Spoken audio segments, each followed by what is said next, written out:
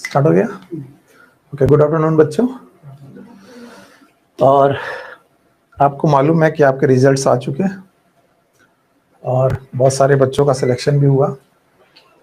ज़्यादा time waste नहीं करेंगे, क्लास को हम लोग क्लास की तरह ही रखते हैं, हम लोग टाइम वेस्ट करते नहीं ज़्यादा मोटिवेशन में।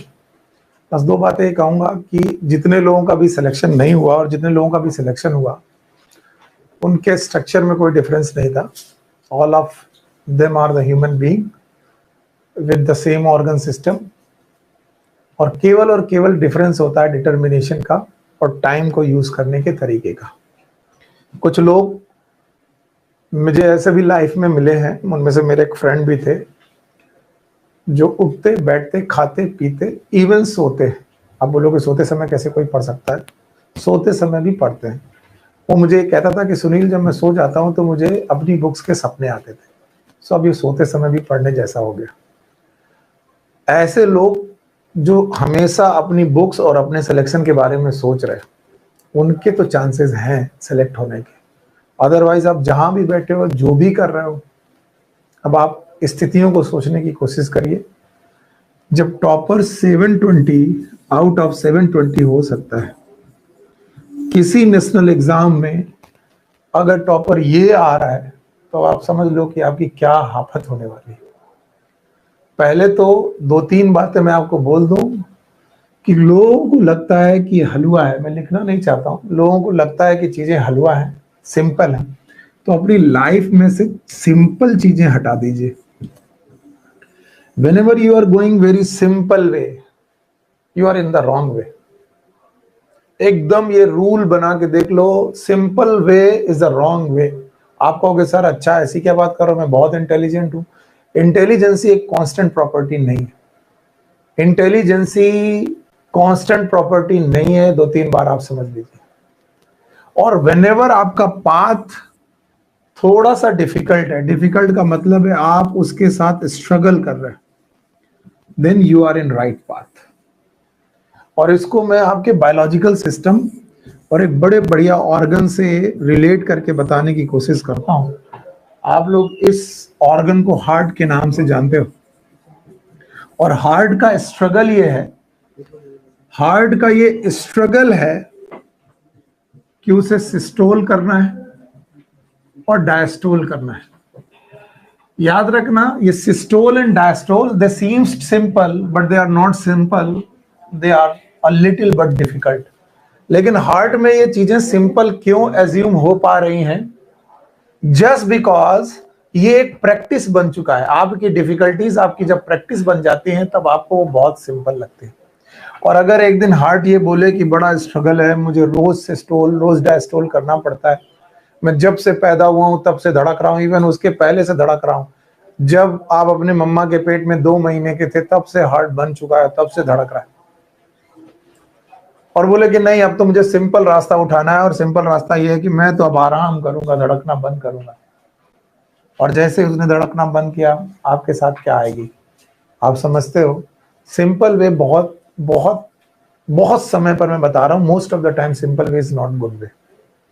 तो चूज द डिफिकल्ट वे। अब बोलते हैं डिफिकल्ट वे क्या चूज करें सर? क्या किसी बिल्डिंग में चढ़ के पढ़ें? क्या कहीं रूल बनाओ कि सब्जेक्ट का 1 विजन और 3 रिवीजन? ऐसा नहीं है। कुछ लोग बोलते सर मैं 4 साल से तैयारी कर रहा हूँ तो पहले साल में विजन हो गया होगा, बाकी 3 साल में रिवीजन हो गया होगा। ये रूल नहीं चलेगा। It should be 1 year. जिस साल भी आपको सेलेक्ट होना है ये रूल लगेगा, 1 विजन 3 रिवीजन, और आपके चांसेस 90% हो जाते हैं, आप सेलेक्ट हो जाएंगे। और जितने लोग ये कर लें और फिर सिलेक्शन ना हो, तब आप मेरे पास आइएगा कि सर आपने झूठ बोला था, फिर भी मैं बच निकलूंगा, क्योंकि देयर आर 90% चांसेस, 10% चांसेस फिर भी नहीं है आपके, क्योंकि बहुत सारी चीजें। मेरा एक दोस्त है और एक स्टूडेंट भी इस साल पढ़ा रहा हूँ, अमंग द टॉपर था, मतलब हमारी ओमेगा की लिस्ट में टॉप करता था। और जिस दिन इसका एग्जाम हुआ उसके 3 दिन पहले उसको फीवर आया, फिर भी मैंने उससे कहा कि एग्जाम देने जरूर आओ, और जब वो एग्जाम दे रहा था तो उसको वॉमिटिंग चालू हो गई।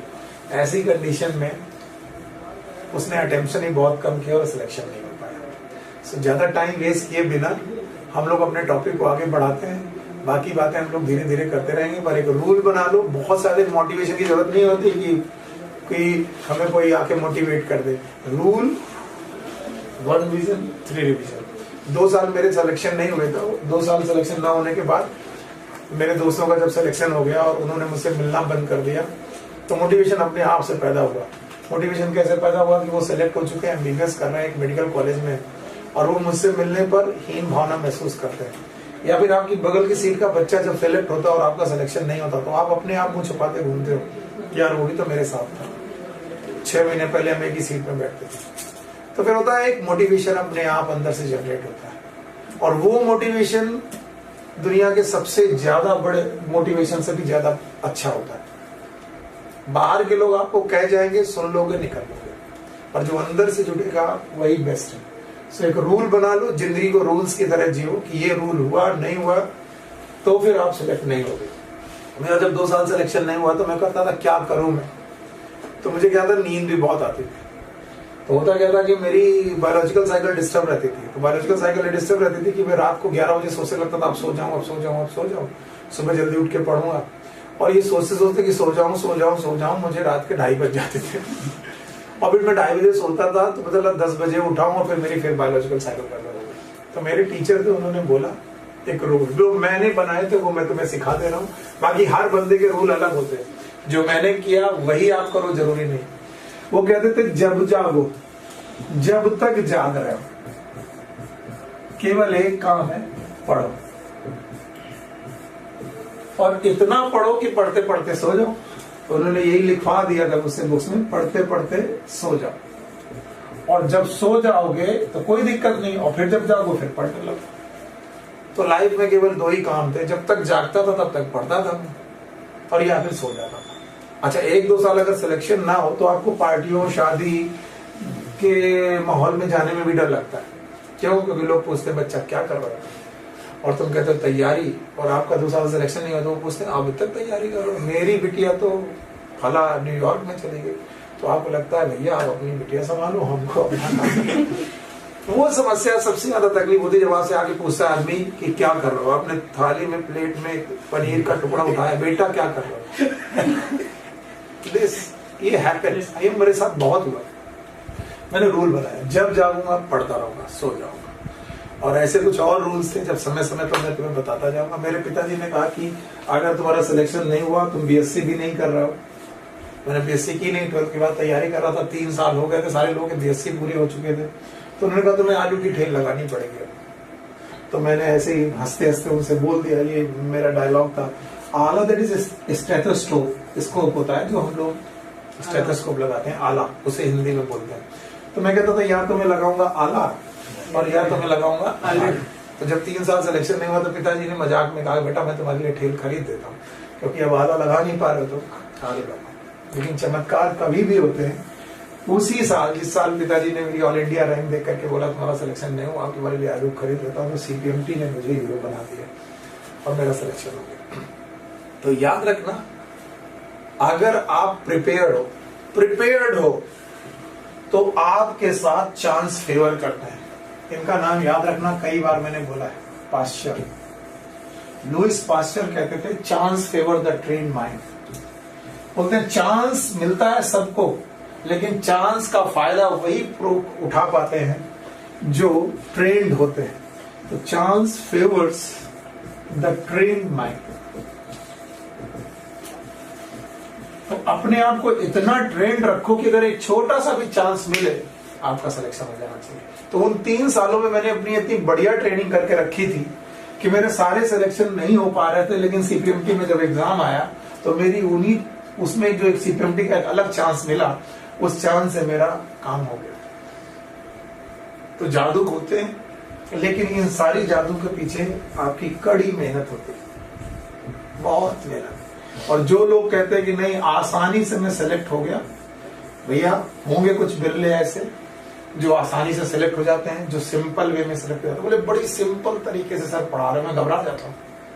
अच्छा, इसका मतलब तुम स्ट्रगल नहीं कर रहे हो सब्जेक्ट के साथ, और अगर तुम सब्जेक्ट के साथ स्ट्रगल नहीं कर रहे हो तो तुम सीख कुछ नहीं रहे हो, तुम्हें केवल एक सूडो फीलिंग हो रही, सुनिए सर बड़ा अच्छा पढ़ा रहे। वो अच्छा पढ़ाना एक अच्छी कहानी जैसा होता है। आपने सुना कहानी याद भी रही, लेकिन कहानी का हर एक मोमेंट याद नहीं रहता, चाहे कितनी भी अच्छी कहानी हो। बट जब आप कहानी कहते हो, जैसे मुझे एक कहानी सुनानी पड़े अपने बच्चे को, तो मैं फिर बताऊंगा एक झरना था, तो मेरे दिमाग में एक इमेज बन रही है। अब मैं बच्चे को अगला पॉइंट क्या बताऊं, बेटा झरने के बगल में एक पेड़ था, ये मेरी इमेजिनेशन है। उस पेड़ के बगल में बेटा एक गुफा थी, उस गुफा के अंदर एक शेर था। अब बताओ, तुमने सुनी, मैंने क्रिएट की, क्रिएट करने से क्या क्रिएट हुई, पिक्चर मेमोरी।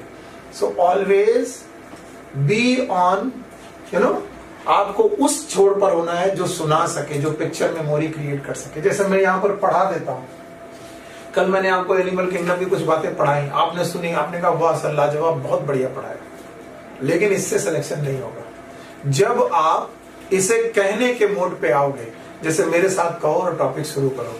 क्या मैंने बोला था कि लीनियस ने बोला दुनिया में 2 किंगडम है, वन इज प्लांट, जिनके पास सेल वॉल नहीं है वो एनिमल, जो लोकोमोशन करते हैं वो एनिमल। फिर उन्होंने बोला कि एनिमल यूनिसेलुलर भी हो सकता है और मल्टीसेलुलर। विटेकर ने ऐसा नहीं कहा, विटेकर ने कहा एनिमल हमेशा कैसा होगा, कितनी आसानी से आपने समझा। और अब आपने बोला कि सर एनिमल को हम लोगों ने 2 पार्ट में बांटा, yes rather protozoa and Metazoa, protozoa and Metazoa, unicellular protozoa और मल्टीसेलुलर मेटाजोआ, और मेटाजोआ को फर्दर 2 पार्ट में बांटा, पैराजोआ,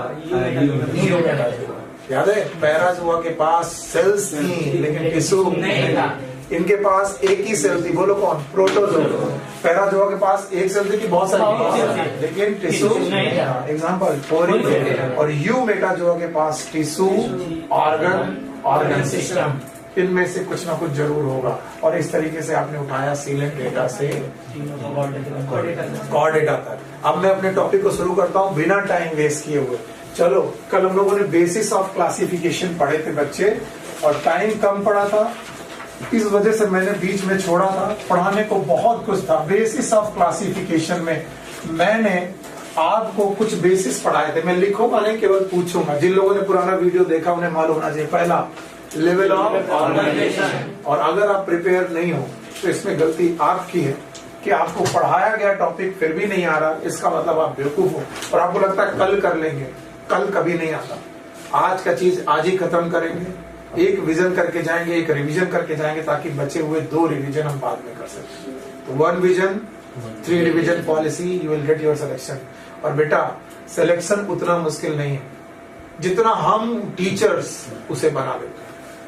हम तुम्हें बताते हैं कितना मुश्किल है सब्जेक्ट, फिर उसे और ऐसा समझा करके पढ़ाने की कोशिश करते हैं। नहीं, आप स्ट्रगल करो सब्जेक्ट के साथ, मैं आपके साथ। इतना आपको मालूम चल गया है कि नॉलेज में मैं आपको बेवकूफ नहीं बनाऊंगा, और आप रिवीजन में मुझे बेवकूफ मत बनाइए।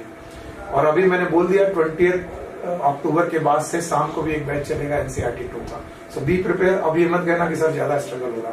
तो सुबह एनसीईआरटी 1 मतलब 12 से 2, और 5 से 7 या 6 से 8 एनसीईआरटी 2, दोनों ही टॉपिक एनसीईआरटी 1 और एनसीईआरटी 2 चलेंगे, तभी टॉपिक पूरे हो पाएंगे।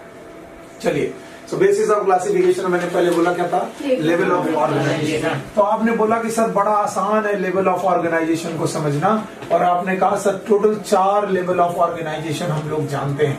देखो बेटा, पहला लेवल था जिसको हम लोगों ने क्या नाम दिया, सेलुलर। सेलुलर लेवल का मतलब है क्या एक सेल है कि मैनी सेल है? मैनी सेल, लेकिन टिश्यू टिश्यू की डेफिनेशन के 4 पॉइंट याद है। Group of cell having common must be coordinated. Coordination के लिए क्या चाहिए, नर्वस टिश्यू। और नर्वस टिश्यू बेटा पोरीफेरा में, तो कोऑर्डिनेशन। इसलिए बहुत सारी सेल होने के बावजूद भी पोरीफेरा कैसे हैं, टिश्यू रखते हैं कि नहीं रखते हैं? ऑल्दो उन सेल में डिवीजन ऑफ लेबर है, बट टिश्यू नहीं है। सेलुलर लेवल के बाद आपके पास आया टिश्यू लेवल। मैंने कहा इन लोगों ने पहली बार नर्वस सिस्टम पैदा किया, और बेटा सेल्स के बीच में क्या पैदा हुए, कोऑर्डिनेशन। क्या पैदा हुए, कोऑर्डिनेशन। तो टिश्यू लेवल में 2 लोग आए, मैंने पढ़ाए थे, आपको देखना चाहिए। One is known as Ctenophora और एक कौन, सीलेट बेटा। पहले किसका नाम आना चाहिए, सीलेट बेटा, फिर किसका नाम आना चाहिए, मैंने लिख दिया, आप ध्यान सुन लो। टिश्यू लेवल के बाद आया आपको ऑर्गन लेवल। ऑर्गन लेवल वो लोग हैं जिन्होंने टिश्यू से ऑर्गन बनाए। वैसे इसमें एक ही नाम आपकी एनसीईआरटी लिखती है, it is known as platyhelminthes. Platyhelminthes, these are organ level of organisation. और इसके बाद आया organ system level of organisation. और मैं ऑर्गन सिस्टम सिखा रहा था आपको ताकि मेरी टॉपिक को स्मूथली मैं आगे बढ़ा सकूं, सिंपल कर सकूं। ऑल दो टॉपिक कई बार मुश्किल होते हैं, लेकिन उन्हें सिंपल करने की कोशिश करना, पर आप भी उसी सिंपलिसिटी को पकड़ने की कोशिश करिए। ऑर्गन सिस्टम मैंने बोला था, ऑर्गन सिस्टम में कुल मिलाकर के इन 4 सिस्टम का नाम तो आप हमेशा बोलना। क्या मैंने ऐसे बोला केवल ऑर्गन सिस्टम 4 होते हैं? No. One is known as digestive system. बोलो क्या नाम है बेटा? Digestive system. दूसरा कौन? Respiratory system. Thank you very much, आप बहुत अच्छा पढ़ रहे हैं सर। रेस्पिरेटरी के बाद बेटा सर्कुलेटरी, बहुत बढ़िया सिस्टम है सर्कुलेटरी सिस्टम, और इसके अलावा एक्सक्रीटरी सिस्टम। इसके अलावा रिप्रोडक्टिव सिस्टम है, एंडोक्राइन सिस्टम है, बहुत कुछ है, लेकिन मेन ये 4 सिस्टम आप कभी नहीं भूलेंगे। Number 1 digestive, circulatory, excretory. कई बार बच्चे समझ नहीं पाते what is the difference between organ and organ system. तो मैं कहता हूँ बहुत सारे ऑर्गन जब एक काम करें, नाक, nasal cavity, trachea, bronchi, lungs, बताओ क्या काम है? रेस्पिरेशन। तो एक ऑर्गन है कि मैनी? मैनी। तो बताओ वो क्या होगा? Respiratory system. Mouth, buccal chamber, oesophagus, stomach, liver, gall bladder, intestine, small, large, pancreas. बताओ एक ऑर्गन है कि मैनी? मैनी। ऑर्गन मैनी है, लेकिन काम क्या है? एक। बोलो कौन? डाइजेस्टिव। बोलो कौन? डाइजेस्टिव। इसी तरह सर्कुलेटरी सिस्टम, इसी तरह एक्सक्रीटरी सिस्टम। और बोला गया कि अगर आप एसके हेलमिंथीस से चलें, अगर आप एसके हेलमिंथीस से चले और कॉर्डेटा तक जाएं, तो आपको ऑर्गन सिस्टम मिलेगा। तो एक क्वेश्चन यहां से आएगा, सेलुलर लेवल, पोरीफेरा। तो जो लोग नहीं समझ पाए रट्टा माने, cellular level, Porifera, tissue level, organ level, organ system level. जब इतना हो गया तो हमने इसको बाय बाय किया, और मैंने बोला कि ऑर्गन सिस्टम पैदा कैसे होते हैं, क्योंकि एनसीईआरटी ने ऑर्गन सिस्टम की थोड़ी डिटेलिंग की है, बहुत ज्यादा डिटेलिंग नहीं की, थोड़ी डिटेलिंग की। और ऑर्गन सिस्टम पढ़ाते वक्त बच्चा, मैंने आपको एक स्टेज पढ़ाई जाइगोट से लेकर गैस्ट्रोला तक। एक बार छोटा सा रिवीजन कर लीजिए, और मैं पढ़ा चुका हूं, कुछ लोग नए होंगे उनके लिए काम आ जाएगा। कुछ लोगों ने कल सोचा कि मैं केवल क्वेश्चन कराऊंगा तो क्लास छोड़ दी, इस वजह से। यस, तो सबसे पहले आपको मालूम है मेल और फीमेल गैमेट फ्यूज हो जाते हैं और बनाते हैं क्या? जाइगोट। जाइगोट के बाद कट लगते हैं, जिसे सेब काटा जाता है, क्लीवेज बोलते हैं इन्हें। इसे क्या बना? मॉर्यूला। मॉर्यूला बना। फिर मॉर्यूला में हुआ बेटा आपको क्या हुआ? कैविटी बनी, that is known as blastocoel. तो मैंने बोला कि भैया इनर सेल मास बनता है, बहुत सारी सेल एक जगह इकट्ठा होती है और एक पेरीफेरल लेयर बन जाती है और बीच में कैविटी बन जाती है, that is known as blastula. ध्यान से सुनना, और बहुत काम की चीज है। ब्लास्टुला की इस कैविटी का नाम है ब्लास्टोसिल। ये मैं जानबूझ के एक्स्ट्रा पढ़ा रहा हूं क्योंकि तुम्हारे अंदर मैं एक पिक्चर मेमोरी क्रिएट करना चाहता हूं ताकि तुम जिंदगी भर याद रख लो। ये ब्लास्टुला जो है ये एक गुब्बारे जैसी चीज है, गुब्बारा, सॉलिड की हॉलो। तो क्या गुब्बारे को दबाया जा सकता है? yes, क्या इसे दबाया जा सकता है? yes, ऐसे ही इन्वेजिनेशन चालू हुए, और जब इन्वेजिनेशन चालू हुए तो एक नई कैविटी पैदा हुई, and this cavity is known as archenteron. बोलो क्या ये? अगर मैंने थोड़ा भी सही पढ़ाया है तो तुम बता दोगे कि अगर ये आर्केंट्रॉन है तो बताओ ये क्या है? अरे ब्लास्टोसील। ये क्या है बेटा? ब्लास्टोसील। बहुत सही बात बोला सर, ये ब्लास्टोसील है। ब्लास्टोसील भी है और आर्केंट्रॉन भी है। तो बताओ यहाँ पर एक माउथ बना, इसका नाम है ब्लास्टोपोर। तो बताओ blastopore is the mouth of blastocoel और आर्केंट्रॉन। और जब ऐसा हुआ तो ये जो आर्केंट्रॉन और ब्लास्टोपोर है, ये डाइजेस्टिव सिस्टम बना है। क्या बना है? Digestive system. ऑर्गन सिस्टम में जो पहला ऑर्गन सिस्टम, वैसे सर्कुलेटरी सिस्टम का हार्ट बनता है, लेकिन फिर भी हमने बोला डाइजेस्टिव सिस्टम। कौन सा बेटा? डाइजेस्टिव। और डाइजेस्टिव सिस्टम में बना ब्लास्टोपोर से क्या? या तो माउथ या तो एनस, दोनों ही बनेंगे। नियर टू ब्लास्टोपोर अगर पहले माउथ बना और अवे फ्रॉम ब्लास्टोपोर एनस बना, तो बताओ क्या होगा? प्रोटोस्टोमिया। बोलो क्या? प्रोटोस्टोमिया। तो बताओ ब्लास्टोपोर से के पास से अगर माउथ बने, तो आपको मालूम है ब्लास्टोपोर के पास से अगर माउथ बने, पहले माउथ बने और दूर से बने एनस। मैं पहला बोल रहा हूं, पहले माउथ फिर एनस बने, कंडीशन का नाम है प्रोटो मतलब पहले, स्टोमिया मतलब माउथ। प्रोटोस्टोमिया। और अगर पहले एनस बन जाए, यानी ब्लास्टोपोर के पास से पहले एनस बने, बाद में माउथ बने, इट इज नोन एज ड्यूटरोस्टोमिया। तो ये है ड्यूटरोस्टोमिया। मैंने डाइजेस्टिव सिस्टम में बोला था कि एक पूरी की पूरी कैनाल है जिसका नाम है एलिमेंट्री कैनाल, और उसकी कितनी ओपनिंग होनी चाहिए? 2। एक कौन? माउथ, एक कौन? एनस। अब बोलते हैं ऑर्गन सिस्टम में डाइजेस्टिव सिस्टम 2 प्रकार का है। एक है इनकम्प्लीट, अगर आपने एनसीईआरटी सही ढंग से पढ़ी है तो। अब ये एनसीईआरटी की बात है जो मैं यहां लिख रहा हूं, वो एक्स्ट्रा था। और दूसरा है कंप्लीट। कंप्लीट में बोलते हैं एलिमेंट्री कैनाल की 2 ओपनिंग है। मैं सिंपल बना रहा हूं, एक ट्यूब लाइक स्ट्रक्चर है। माउथ अलग है बेटा और एनस अलग है, और माउथ और एनस अगर अलग अलग हो तो डाइजेस्टिव सिस्टम क्या माना जाएगा? कंप्लीट। और अगर बेटा पूरी की पूरी एलिमेंट्री कैनाल में एक ही ओपनिंग है, वही माउथ है और वही एनस है, यानी एक ही ओपनिंग माउथ और एनस की तरह बिहेव कर रही है, this is known as incomplete. और incomplete digestive system is present in platyhelminthes. एसके नहीं, प्लैटीहेल्मिन्थेस। एनसीईआरटी की लाइनें अंडरलाइन होनी चाहिए और बिल्कुल घोट डालो। एनसीईआरटी की कोई भी लाइन से क्वेश्चन इधर से उधर नहीं होगा, ये याद रखना। प्लैटीहेल्मिन्थेस में इनकम्प्लीट डाइजेस्टिव सिस्टम है। क्या ये शब्द कहीं आपको मिल रहा है एनसीईआरटी में? देखिए, इनकम्प्लीट और कंप्लीट मिल रहा है। यस, एनसीईआरटी पास में रखिए। माउथ और एनस अगर एक ही ओपनिंग हो, और ऐसे प्लान का जब माउथ और एनस एक ही जगह पर हो, this plan is known as blind sac plan. ये क्वेश्चन भी पूछा गया, ब्लाइंड सैक प्लान। बताओ, डाइजेस्टिव सिस्टम में ब्लाइंड सैक प्लान रखना किसका फीचर है? Feature of platyhelminthes. क्या मैं इसे हटाऊं? ऑर्गन सिस्टम में पहला ऑर्गन आपके सामने आ चुका है, जल्दी जल्दी निपट लो। बताओ, जाइगोट बना, जाइगोट से क्या बना? मॉरुला। मॉरुला के बाद क्या बना? ब्लास्टुला। ब्लास्टुला की कैविटी का नाम ब्लास्टोसिस्ट। उसमें इन्वेजिनेशन हुए, क्या बनी? आर्केंट्रान। आर्केंट्रान के माउथ का नाम ब्लास्टो। ब्लास्टोपोर डाइजेस्टिव सिस्टम के माउथ और एनस को बनाता है। नियर ब्लास्टोपोर पहले बने माउथ, बाद में एनस। बोलो, प्रोटोस्टोमिया। और पहले एनस, बाद में माउथ। बोलो, बताओ कौन 2 लोग हैं, 3 लोग हैं जिन्हें ड्यूटरोस्टोमिया बोल सकते हो? कल 2 बताया थे आपको, मालूम है कौन कौन? एकाइनोडर्मेटा, हेमिकॉर्डिका। एकाइनोडर्मेटा, हेमिकॉर्डिका। बाकी सारे लोग कैसे हैं? प्रोटोस्टोमिया। प्रोटोस्टोमिया।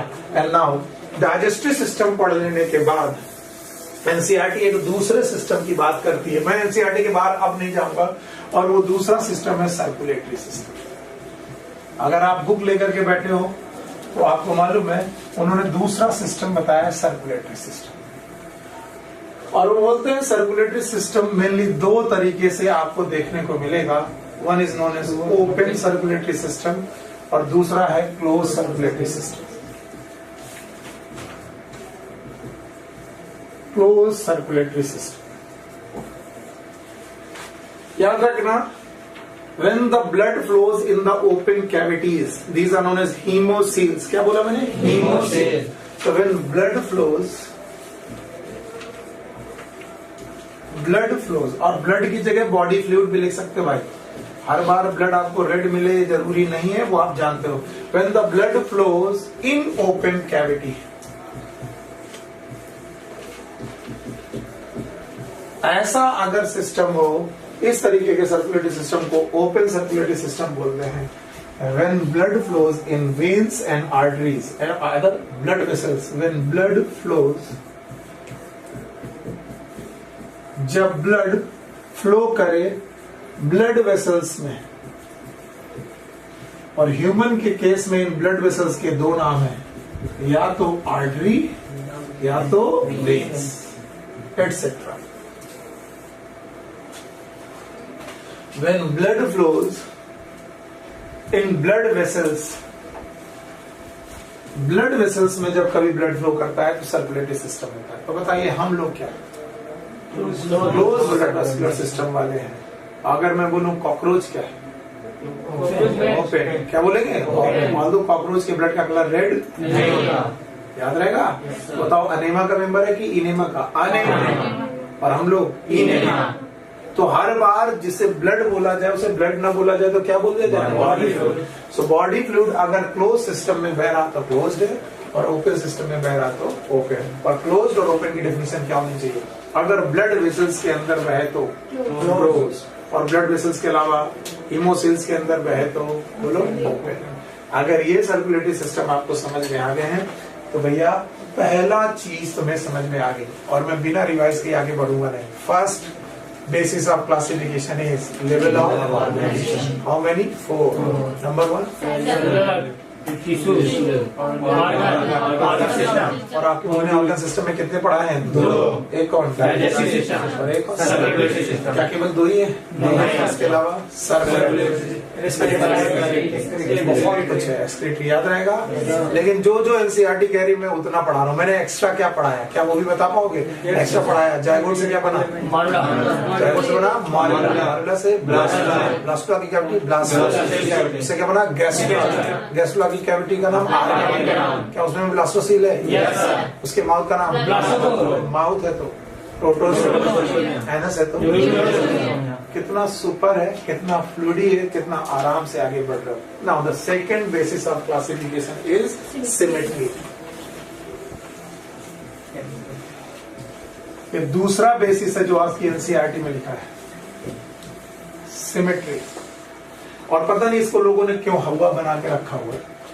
देखो मेरे टीचर तो सिंपल एक सर्कल खींचते थे और मुझसे बोलते थे सुनील इसका लेफ्ट और राइट बताओ, तो मैं नहीं बता पाता था। अगर मैं यहां से लाइन खींच दूं, लेट सपोज मैं यहां से लाइन खींच दूं तो ये लेफ्ट और ये राइट हो गया, एक में से लेफ्ट राइट हो गया। पर अगर मान लो ये लाइन ना हो और मैं यहां से खींच दूं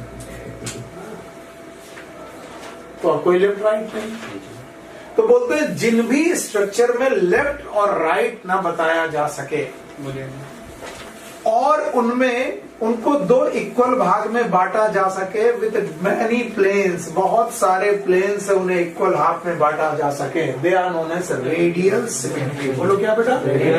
और अगर तुम्हारा दिमाग सही चलता है तो तुमने कभी ना कभी रेडियस शब्द पढ़ा होगा। क्या पढ़ा होगा? रेडियस। तो किसी भी सर्कल का रेडियस क्या होता है?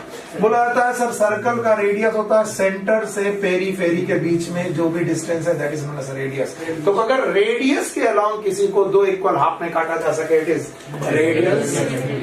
If a body can be cut into 2 equal half by the radius, अगर रेडियस उठाया तो बेटा बताओ क्या होगा? 2 रेडियस बराबर क्या होगा? Diameter.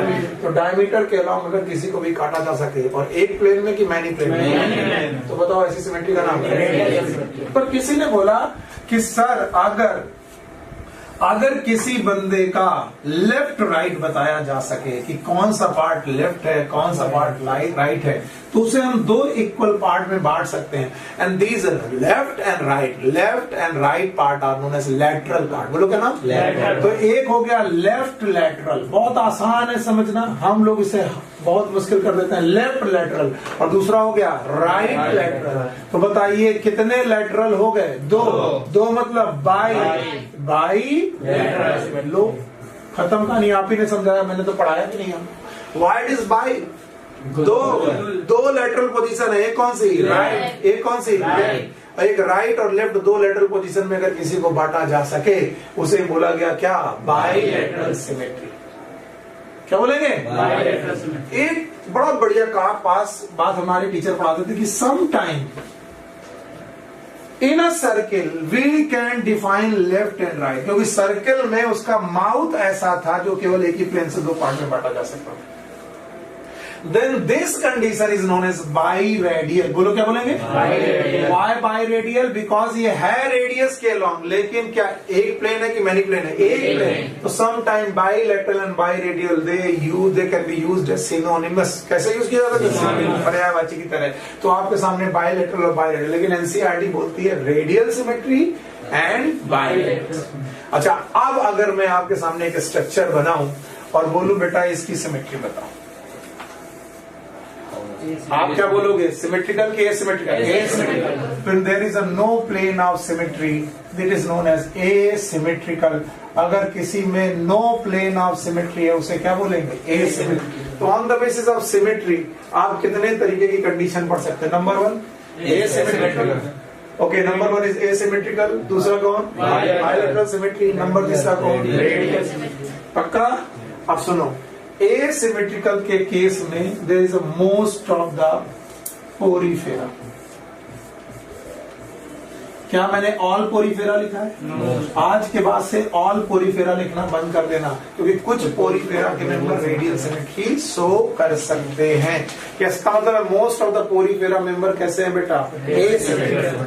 And now radial symmetry में 3 लोगों के नाम लिखना है। वन इज टीनोफोरा, ऑल्दो इसके पहले मुझे लिखना चाहिए था सीलेंट्रेटा, और एडल्ट इकाइनोडर्मेटा। इकाइनोडर्मेटा नहीं, बोलो क्या लिखोगे? Adult Echinodermata. और देखिए कल की क्लास का फायदा क्या है, जो लोग आज पहली बार इसे पढ़ रहे होंगे वो भौचक होंगे कि सर ये कौन कौन से नाम बता दे रहे हैं। क्या कल मैंने आपको 11 फाइलम के नाम गिनाए थे? yes, कुछ लोगों के लिए एक बार रिवाइज कर दीजिए, बोलो।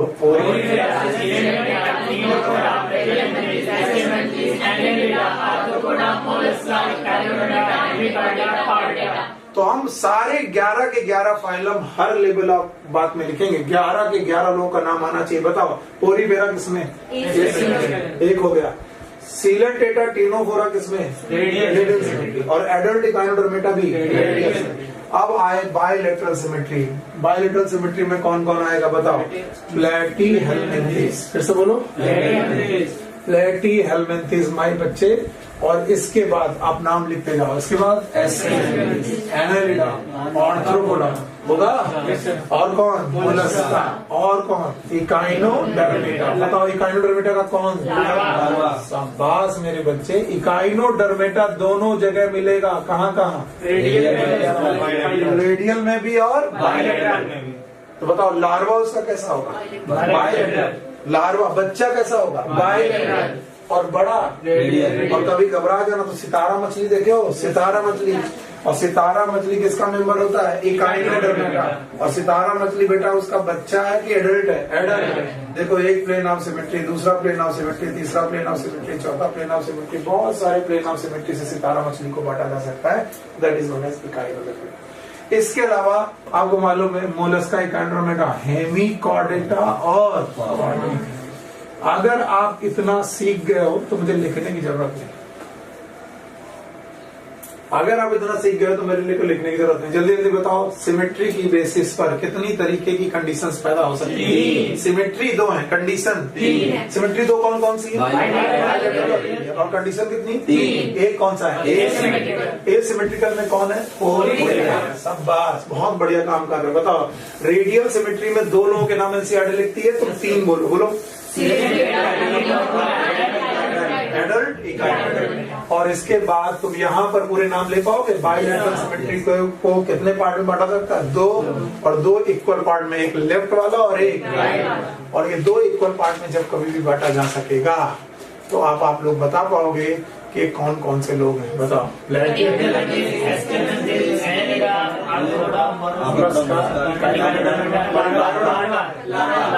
तो इकाइनोडर्मेटा के पास दोनों कंडीशन है? yes, वो कैसा? पक्का? yes, इसी तरीके से मोलस्का के पास भी 2 कंडीशन है। कितनी? 2। कितनी? 2। लार्वा और बेटा जुवेनाइल स्टेज, बच्चा वाला भी और लार्वा वाला दोनों स्टेज हैं बायलैटरल, लेकिन उनमें टॉरिजन आ जाता है। क्या जाता है? टॉरिजन। घोंगा देखा? घोंगा, घोंगा पाइला। तो टॉरिजन आ जाने की वजह से दे बिकम एसिमेट्रिकल। कैसा हो जाता है? मोलस्का कुछ बदतमीजियां करते। चलो इकाइनोडर्मेटा की बदतमीजी बताओ। लार्वा बायलैटरल, एडल्ट, मोलस्का के बारे में बोलो। Larva and juvenile most of the time they are bilateral. और अगर एडल्ट कभी कभी, ऑलवेज की कभी कभी क्या हो जाता है? Torsion, twist. शंख देखा ना?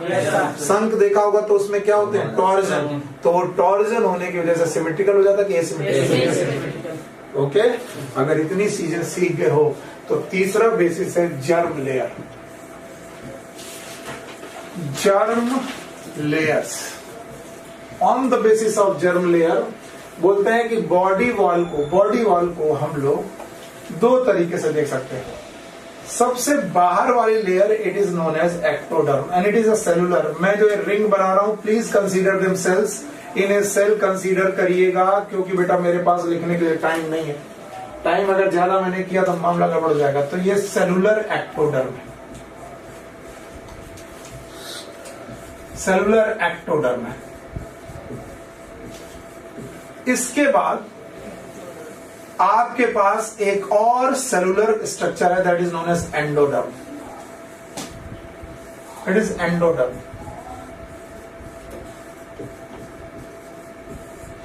और बीच में this is a cavity, this is a cavity, और बीच में this is non cellular but liquid layer, it is known as mesoglea.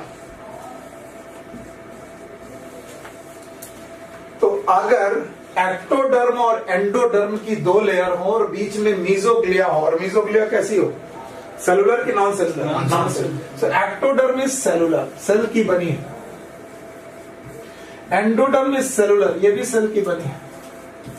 लेकिन बीच की जो लेयर है mesoglea, it is non cellular. तो हम ऑल्दो इसमें 3 लेयर तो जरूर देखेंगे, लेकिन 3 लेयर में, तीनों लेयर में सेल नहीं है, इसलिए इस तरीके की कंडीशन को हम लोग बोलेंगे 2 लेयर। कितनी जर्म लेयर है? 2। और 2 लेयर वाले बंदे को बोलेंगे diploblastic. It is known as diploblastic. Diploblastic याद रखना, जब कभी किसी की बॉडी वॉल में 2 लेयर पाई जाएं या पूरी बॉडी में 2 लेयर पाई जाएं, condition is known as diploblastic. And in diploblastic में outer is ectoderm, inner is endoderm, this is body cavity. चाहो तो मैं इसे और बता दूं, this is body cavity, whatever the body cavity is, नाम मैंने नहीं बताना। और इसके बीच में, एक्टोडर्म और एंडोडर्म के बीच में एक बेटा नॉन सेलुलर स्ट्रक्चर पाया जाए, that is known as mesoglea. तो बताओ टोटल कितनी सेलुलर लेयर हुई? 2। One is known as ectoderm, another one is endoderm. ऐसा अगर कोई ऑर्गेनिज्म है तो क्या कहलाएगा? डिप्लोब्लास्टिक। 3 एग्जांपल लर्न करेंगे। एनसीईआरटी एक एग्जांपल देती है, पर मैं 11 के 11 फाइलम लेके चल रहा हूं, इसलिए 3 एग्जांपल बताता हूं। एक तो आप लोग पोरीफेरा का नाम लिखेंगे, पर याद रखना पोरीफेरा की जो नॉन सेलुलर स्ट्रक्चर है, I am sorry, this non cellular structure is known as mesenchyme. बस अंतर इतना ही है, it is known as mesenchyme और मीजोहाइल, या फिर इसी को बोलेंगे mesohyl. It is only in porifera. इसके अलावा दूसरा है सीलेंट्रेटा और तीसरा है टीनोफोरा। मैं 11 के 11 फाइलम को आपके सामने गिनता हूं हर बार, हर बेसिस में, इसलिए मैंने 3 नाम लिखे। तो जब बेटा एक्टोडर्म और एंडोडर्म हो और बीच में एक नॉन सेलुलर लेयर प्रेजेंट हो और सबसे अंदर एक बॉडी कैविटी हो, body cavity whatever the body cavity, मैंने इसका नाम सीलोम विलोम नहीं बोला, जो भी बॉडी कैविटी है, इसके बाद जब कंडीशन आई, कंडीशन का नाम क्या होगा? और चूंकि मुझे कितने फाइलम गिनने? 11 में से 3 मैंने गिन डाले। वो लोग कौन? ये कैसे हैं? डिप्लोब्लास्टिक। अगर आप डिप्लोब्लास्टिक समझ सके तो आपके सामने पता चल गया, they are the organism with 2 germ layer. They are the organism with 2 germ layer. 2 germ layer के साथ जो भी ऑर्गेनिज्म होते हैं उन्हें हम लोग डिप्लोब्लास्टिक बोलते हैं। और 3 एग्जाम्पल है इनमें, पोरीफेरा, सीलेंट्रेटा, टीनोफोरा। ऑल्दो आप एनसीईआरटी जब पढ़ेंगे तो वहां पर केवल एग्जाम्पल किसका दिया है? सीलेंट्रेटा। इसका दिया है सीलेंट्रेटा। पर डरना नहीं, porifera, coelenterata and ctenophora, all of them are diploblastic. Okay, now इसके बाद जर्म लेयर में तीसरी कंडीशन देखिए। पहली कंडीशन ये है कि आपको आउटर मिलेगी ectoderm, it is a cellular outer ectoderm. Inner मिलेगी आपको एंडोडर्म।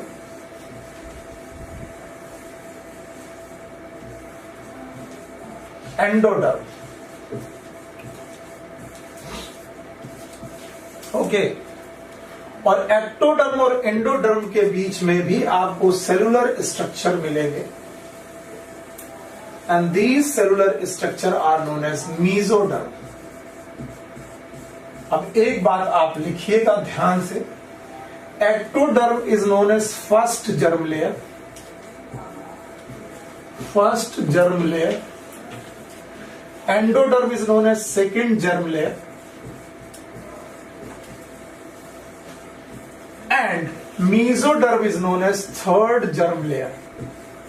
और ये मैं फर्स्ट सेकेंड थर्ड टर्म बता रहा हूं on the basis of their development during embryonic condition. फिर से सुनो, बाद में लिखो। एम्ब्रियोनिक कंडीशन से जैसे जैसे जाइगोट से मोरुला, मोरुला से गैस्ट्रुला और गैस्ट्रुला में जर्म लेयर बनती है। फिर से सुनो, सब कुछ छोड़ के सुनो। जैसे जैसे मोरुला, मोरुला से गैस्ट्रुला और गैस्ट्रुला में जर्म लेयर बनती है, तो जो सबसे पहले जर्म लेयर बनती है इट इज, उसके बाद एंडोडर्म और सबसे बाद मीजोडर्म। लेकिन हम फ्लो में क्या करते हैं, एक्टो, मीजो, एंडो। तो हमारे हिसाब से एक्टो पहली हो गई, मीजो दूसरी हो गई, एंडो थर्ड हो गई। क्या ये सही है? गलत है। पहले कौन? एंडो, फिर कौन? एंडो, बाद में कौन? मीजो। और एनसीईआरटी ने इसे खुल के बोला, अंडरलाइन करिएगा, the third germ layer, page turn करके अंडरलाइन कर लीजिए, mesoderm is third germ layer. अगर कोई ऑर्गेनिज्म 3 जर्म लेयर के साथ आपको दिख जाए, it is known as triploblastic.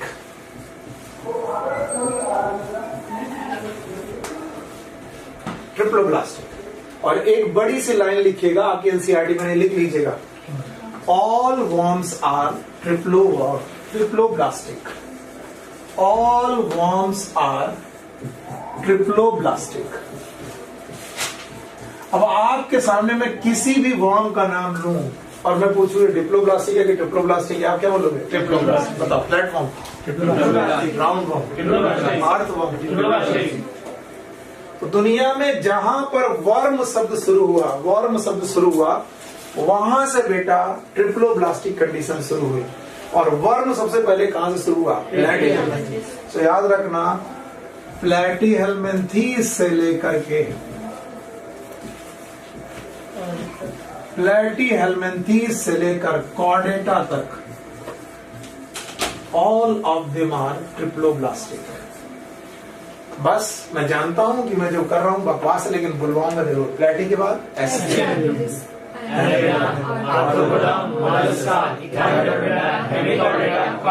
All of them are triploblastic. बताओ, पहली जर्म लेयर कौन सी?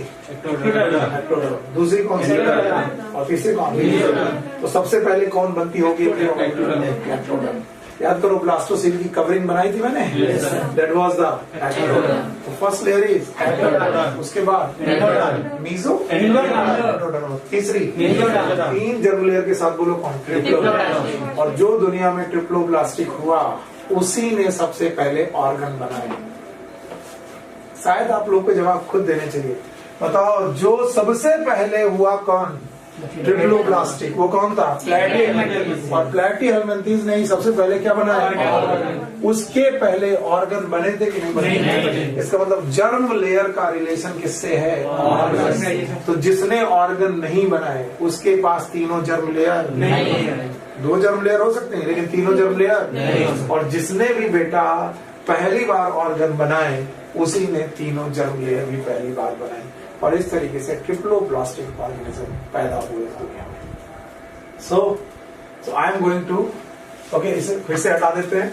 देख लो भाई, अगर 3 जर्म लेयर हैं, सबसे पहले एक्टोडर्म, फिर एंडोडर्म, फिर मीजोडर्म, तो ऐसे बंदे को हम लोग बोलेंगे triploblastic. And all worms are triploblastic. पहला वर्म जो हम लोग पढ़ते हैं वो कौन है? Flat worm. तो फ्लैट वर्म अगर ट्रिप्लोब्लास्टिक है, इसका मतलब ट्रिप्लोब्लास्टिक कंडीशन कहां से चालू हुई? प्लैटीहेल्मिन्थेस। और प्लैटीहेल्मिन्थेस से लेकर कहां तक पहुंचे? कॉर्डेटा तक। तो कॉर्डेटा की बेसिस पर मैं अब आपको गिन सकता हूं। देखो, डिप्लोब्लास्टिक, पोरीफेरा, बाकी 8 triploblastic. Now next is coelom. And ये सब मैं आप लोग के बारे में जानता हूं, आप होशियार लोग हो, लेकिन मैं अपने जीवन में बहुत ज्यादा गलत समझता रहा। हमें बोला था coelom is a body cavity.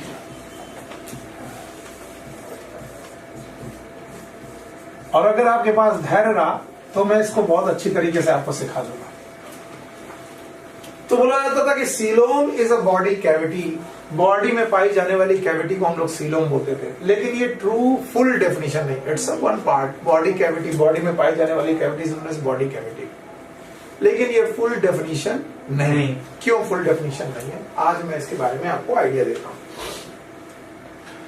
ध्यान सुनना, जब तक कि तुम अपने आप को या मुझे नहीं देखते हो तब तक ये बात समझ में नहीं आनी। लेट्स सपोज मेरी बॉडी को आपने क्रॉस सेक्शन वाइज कट किया, सर को आपने बीच से काट किया, बोले सर गर्दन से नहीं काटते क्योंकि मेरी बॉडी कैविटी आपको इस रीजन में मिलेगी, that is known as trunk region. Leg में, हैंड में, हेड में बॉडी कैविटी नहीं मिलती है, ट्रंक रीजन में बॉडी कैविटी मिलती है। तो क्या होगा, बॉडी कैविटी वाले रीजन को काटना पड़ेगा। तो जब तुम मुझे काटोगे तो मैं तुमको कुछ यूं कटा हुआ पार्ट में दिखाई पड़ूंगा। अगर आपने सर को काट दिया, बॉटल है किसी के पास, अगर मैंने ये एक ऑर्गेनिज्म है और इसको कट दिया तो कट सेक्शन कैसा दिखेगा, गोल, लाइक दिस। और कट सेक्शन के बीचों बीच में, यानी मेरे बीचों बीच में एक डाइजेस्टिव सिस्टम नाम का एक ट्यूब गया है, उस ट्यूब को आप बोलते हो एलिमेंट्री कैनाल। क्या बोलते हो, alimentary canal. This is elementary canal.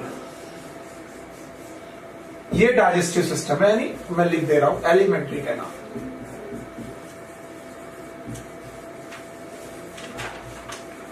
तो जब आप मुझे काटेंगे तो बीचों बीच एक तुमको सिंपल ट्यूब लाइक स्ट्रक्चर मिलेगा, जो कहां से चालू होगा, बोलो, mouth, oesophagus, stomach, small intestine, large intestine मिलेगा। तो इस ट्यूब को हम लोग क्या बोलेंगे, एलिमेंट्री कैनाल। और सबसे बाहर क्या मिलेगा, बॉडी वॉल। बोलो क्या मिलेगा, बॉडी वॉल। ये नहीं body wall, this is a body wall. तो बोलते हैं बॉडी वॉल और एलिमेंट्री कैनाल के बीच में अगर गैप है, if there is a gap between body wall and alimentary canal, structure सही होना।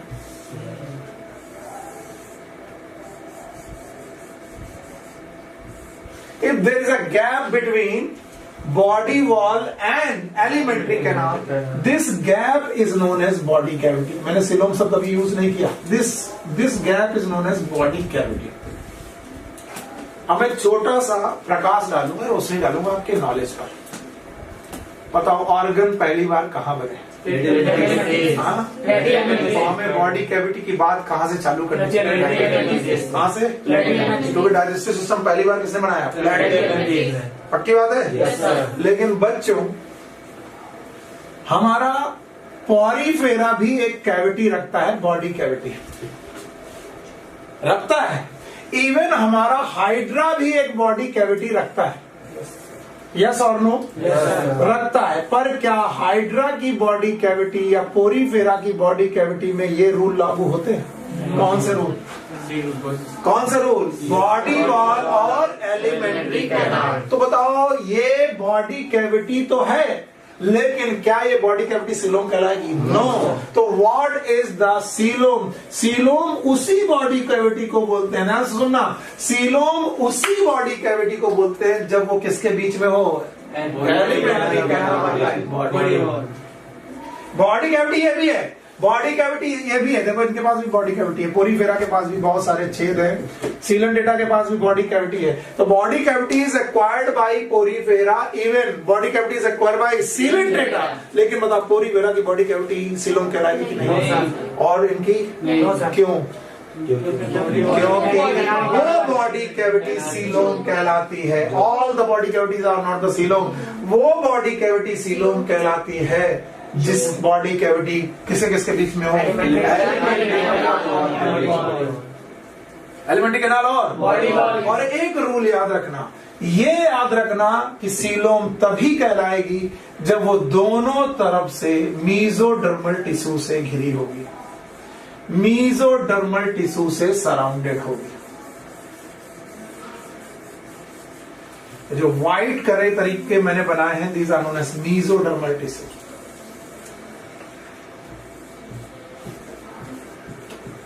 Mesodermal tissue. अब जो कि तुम नहीं पूछोगे और जो कि टीचर पढ़ा के निकल जाएंगे और तुम नहीं पूछोगे, एक्चुअली तुम्हें मालूम मतलब नहीं रहता, ठीक है भाड़ में जाए।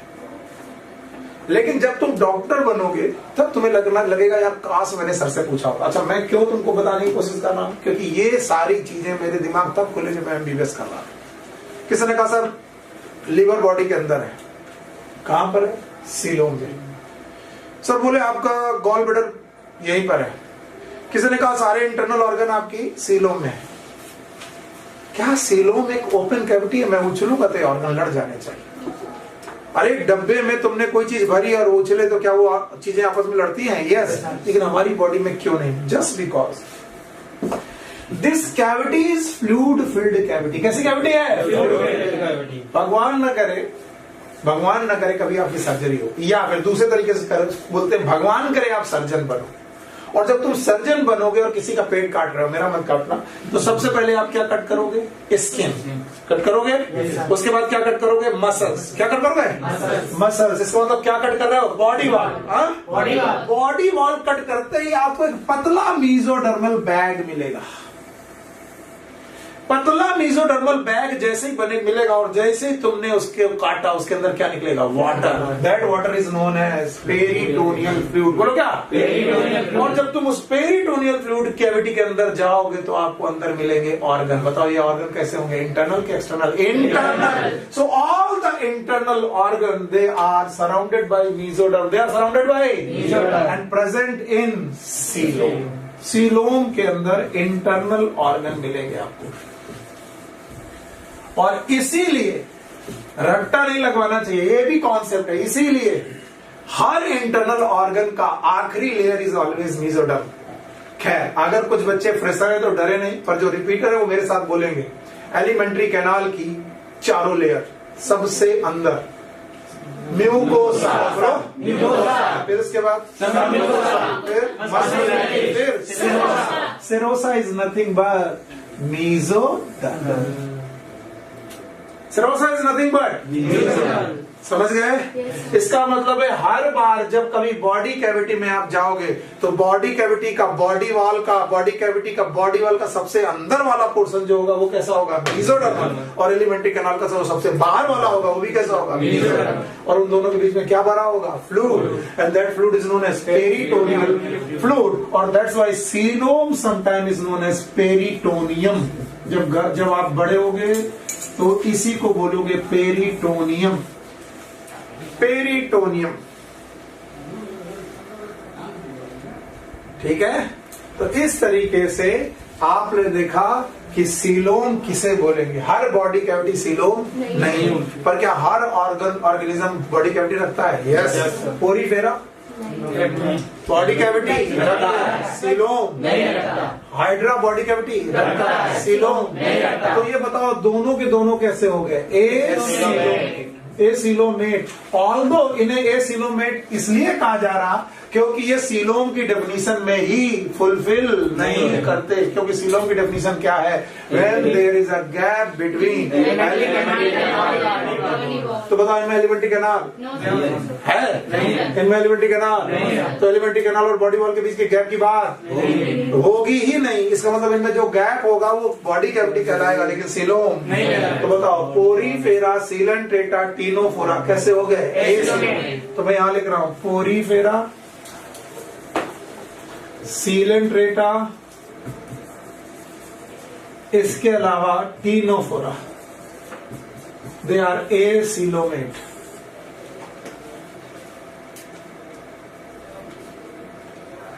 ओके, चलो भाई, बहुत मजेदार इस तरीके से आप लोग पढ़ रहे हो। And now see this, Annelida to chordata, they are eucoelomate। Eucoelomate का मतलब है इनमें ट्रू सीलोम है।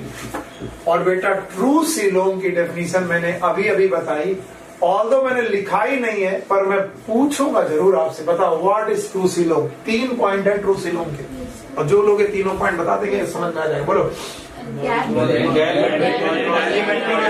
चाहिए, बॉडी वॉल होना चाहिए, उनके बीच में गैप होना चाहिए। Gap should be surrounded bye किस तरफ से, एक तरफ से कि दोनों तरफ? यानी डाइजेस्टिव सिस्टम की तरफ से भी मेसोडर्म और बॉडी वॉल के अंदर की तरफ से भी मेसोडर्म। क्या ये फ्लूइड फिल्ड कैविटी होगी? Yes sir. उस कैविटी का नाम पेरिटोनियम। क्या सारे इंटरनल ऑर्गन यही मिलेंगे? Yes sir. क्या हम में पेरिटोनियम है? यस। आप में पेरिटोनियम है? यस। इसलिए पेट की इंजरीज हमेशा सबसे खतरनाक होती है। इसीलिए चाकू मार के मर्डर करना लोगों का बड़ा पेशा था एक समय। चाकू मार के पेरिटोनियम को रप्चर कर देना, फ्लूइड बह जाना, ब्लीडिंग ज्यादा हो जाना, डेथ हो जाना। What my point? तो याद रखना हमेशा पेरिटोनियम रप्चर होने पर इंफेक्शन होंगे, इंटरनल ऑर्गन डैमेज होंगे, इंटरनल ऑर्गन डैमेज होंगे, आपको सेप्टिसीमिया होगा, सेप्टिसीमिया होगा, डेथ होगी। इसीलिए रोड साइड एक्सीडेंट में 2 इंजरीज लोग बचाते हैं, एक हेड इंजरी और एक एब्डोमेन इंजरीज। अगर ये हुई तो डेथ के चांसेस बढ़ते हैं, क्योंकि आपकी क्या रप्चर हो रही है? What my point? अब बताओ ए सिलोमेट में कौन कौन आया? पोरीफेरा। अच्छा, एक भाई साहब हमारे पास ऐसे हैं, मैं आपके सामने यहीं पर बना पाऊंगा, जिनके पास एलिमेंट्री कैनाल है, यानी इनके पास एलिमेंट्री कैनाल है, इनके पास बॉडी वॉल भी है,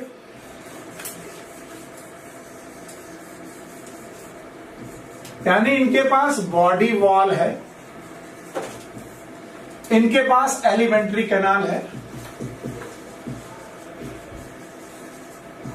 बॉडी वॉल और एलिमेंट्री कैनाल होने के बावजूद इन दोनों के बीच में गैप नहीं है, बल्कि बेटा टिश्यूज भरे हुए हैं। And these loose tissues are known as parenchyma. ये शब्द आपने केवल प्लांट में सुना होगा, लेकिन आप एनिमल में सुनो, पैरेन्काइमा। और पैरेन्काइमा नाम के जो टिश्यूज हैं, इन्होंने पूरी तरीके से भर रखा है इस गैप को।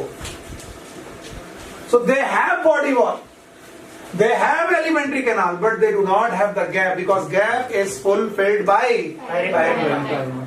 तो बताओ यहाँ पर गैप है कि नहीं है? नहीं। हाँ? नहीं। आवाज ही नहीं आ रही। बताओ यहाँ पर गैप है कि नहीं है? नहीं है। क्यों? क्योंकि यहाँ पर क्या भरा है? जब गैप नहीं तो सीलो नहीं। तो बताओ ये भी बंदा कैसा है? अब आपको लगेगा कि सर ए सिलोमेट तो 4 हो गए, एक ही साथ लिख देते हैं। देखो ए सिलोमेट में कौन? पोरीफेरा, और ये वाला ए सिलोमेट का एग्जांपल है प्लैटीहेल्मिन्थेस। बोलो कौन? प्लैटीहेल्मिन्थेस। इस तरीके का बंदा है प्लैटीहेल्मिन्थेस। पर याद रखना प्लैटीहेल्मिन्थेस भी ए सिलोमेट में गिने जाएंगे, लेकिन ये उस तरीके के एसिलोमेट नहीं है जिस तरीके के पोरीफेरा और ये दोनों एसिलोमेट क्यों है? क्योंकि ये सीलोम की डेफिनेशन में ही फिट नहीं बैठते, क्योंकि इनके पास एलिमेंट्री कैनाल ही नहीं है। पर इनके पास क्या है? Alimentary canal. लेकिन फिर भी ये कैसे हैं? ए सिलोमेट। क्या इनके पास बॉडी वॉल है? क्या इनके पास एलिमेंट्री कैनाल है? इसके बावजूद भी कैसे हैं? ए सिलोमेट। क्यों? क्योंकि बीच में क्या प्रेजेंट है?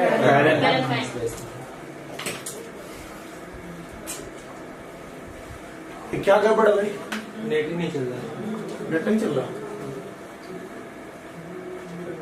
बुला दो।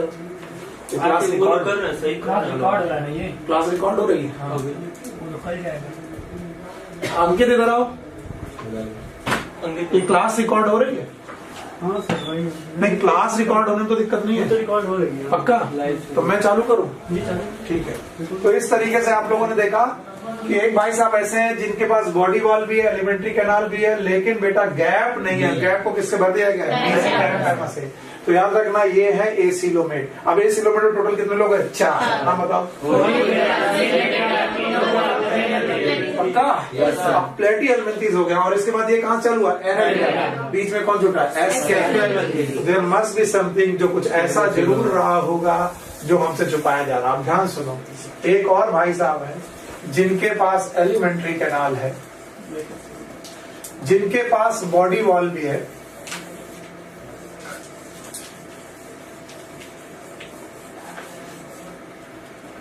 बॉडी एलिमेंट्री कैनाल है। देखिए भाई मैं लिख दे रहा हूं, एलिमेंट्री कैनाल है,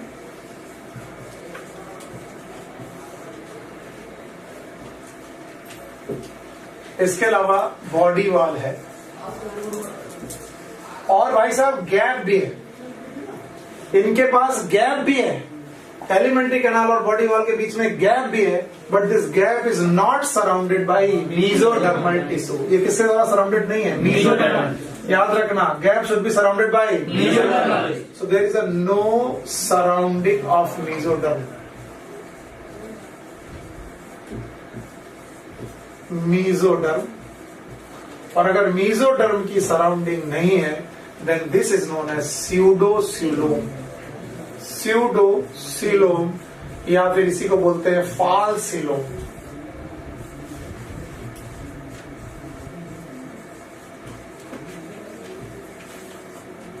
याद रखना, मेसोडर्म की कवरिंग ना होकर इनके बीच में मेसोडर्म के छोटे छोटे पैचेस पड़े हैं. They have the patches around the mesoderm. मैंने एक साथ तीनों को दिखाने की वजह से ऐसा किया है. मैं एक बार फिर से लिख दूंगा ये तीनों कंडीशन, आप घबराना मत. तो बताओ तीसरी कंडीशन कौन सी है बेटा? एक बार आपने सुन लिया, बहुत बहुत धन्यवाद लिखने के लिए. अब आप देखिए, जो जो मैं बोलता जाऊं वो बताते जाइएगा. ओके, पोरीफेरा, क्या इनके पास बॉडी कैविटी है? Hydra, that is you know that sealant data, क्या इनके पास भी बॉडी कैविटी है? इनके पास भी बॉडी कैविटी, लेकिन सीलोमेट की acoelomate. Why they are acoelomate? क्योंकि डेफिनेशन में ही फिट. कौन सी डेफिनेशन? बॉडी वॉल और हटा दो. एक पॉइंट हो गया. दूसरा point, the body wall, the alimentary canal and the body wall, but in between there is parenchyma. बताइए, सीलोम के acoelomate? Acoelomate. Okay, now the third condition, the elementary canal, the body wall, but no mesoderm. In spite, they are the patches of the mesoderm. mesoderm के छोटे छोटे patches present हैं. बताओ, पूरी cavity it is surrounded by mesoderm और not? No. इसका नाम बोलो स्यूडोसिलोम.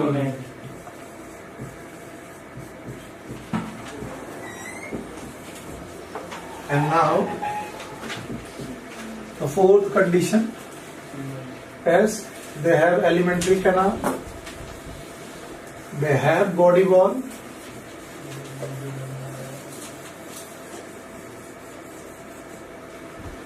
but also they have mesodermal covering.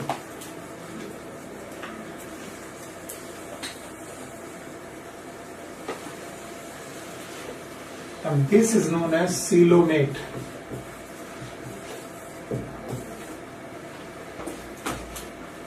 अगर ये सब चीजें समझ पा रहे हो तो सही बात आएगी. बताओ, इस तरीके की कंडीशन में एग्जाम्पल क्या क्या है?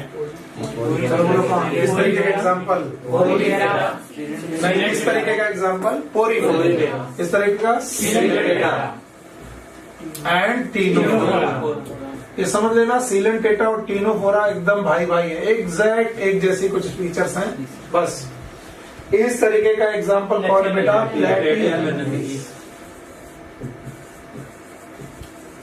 प्लैटीहेल्मिन्थीस. और इस तरीके का एग्जाम्पल एस्टेहेल्मिन्थीस.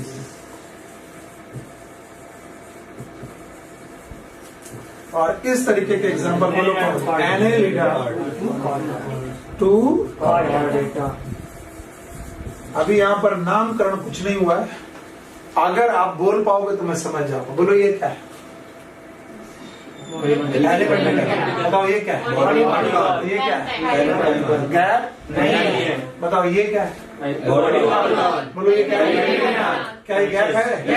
क्या ये मेसोडर्मल पैचेस, कवर्ड की पैचेस? बोलो क्या? सीलोमेट. अच्छा बताओ ये क्या है? ये क्या है? कवर्ड बाई, कवर्ड बाई एक तरफ की दोनों तरफ. एलिमेंट्री कैनाल के चारों तरफ भी मेसोडर्मल और बॉडी मेसोडर्मल. बताओ यहाँ पर कौन से ऑर्गन? इंटरनल. यहाँ पर internal organ not surrounded bye mesoderm. Internal organ surrounded by mesoderm. हमारे सारे internal organ surrounded by mesoderm. इसीलिए किडनी को बोलते हैं it is out of mesoderm because kidney is not surrounded bye mesoderm. अब आपको अजीब लगेगा किडनी बॉडी के अंदर ही है लेकिन सीलोम के बाहर, इंट्रापेरिटोनियल के extraperitoneal, why? Because it is not surrounded bye mesoderm. बोले सर ऐसा कैसे पॉसिबल है? देखो कैसे पॉसिबल है। ये चीज भी किडनी के समय पर मैं और आसानी से सिखाऊंगा। ये रही मेसोडर्म, ये रही बॉडी वॉल, सॉरी ये रही बॉडी वॉल और ये रही किडनी। बताइए किडनी एक तरफ तो किससे सराउंडेड है? मेसोडर्म। दूसरी तरफ नहीं है। बताओ पेरिटोनियम के अंदर की बाहर? इसीलिए किडनी की चोरी सबसे ज्यादा आसान है। एक कट मारिए, स्किन कट करिए, पेरिटोनियम के अंदर घुसने की जरूरत नहीं है। कट करो, बाहर निकाल लो। बताओ कौन सा ऑर्गन इस दुनिया में सबसे ज्यादा चुराया जाता है? Because it is inside the body cavity but outside the peritoneum because it is not surrounded by mesoderm. These are some, ये कुछ ऐसी ऐसी चीजें हैं जो आपको मालूम होनी चाहिए, समझ में आनी चाहिए। अगर ये चल नहीं रहा तो ये रिकॉर्ड कैसे हो रहा होगा? करिए कैमरे का रिकॉर्ड कैमरे में नहीं हो रहा ना? नहीं दिख तो रहा था, लाइव चल रहा है। चलो भैया, वरना क्लास नहीं मिलेगी तो गड़बड़ हो जाएगा। तो बताओ, अब मुझे बताओ ये सीलोमेट में टोटल कितने लोग? 4। ओरीफेरा, अब मैं क्वेश्चन पूछ रहा हूँ। A worm which is acylomate, example, a worm which is acylomate, Porifera, Coleoptera, Ctenophora, Platyhelminthes, all. क्यों? worm मतलब ट्रिप्लोब्लास्टिक। और यकीन मानिए अगर मैंने शब्द नहीं पढ़ाया होता तो बाकी सारे लोग क्या बोलते? क्योंकि worm ना पढ़ के उनको ये भी worm लगते हैं। worm शब्द कहाँ पर आएगा? ट्रिप्लोब्लास्टिक। समझ गए? तो मैं बोलूंगा, अगर मैं बोलूं acoelomate organism with digestive system, platyhelminthes. Acoelomate organism without digestive system, नहीं आया?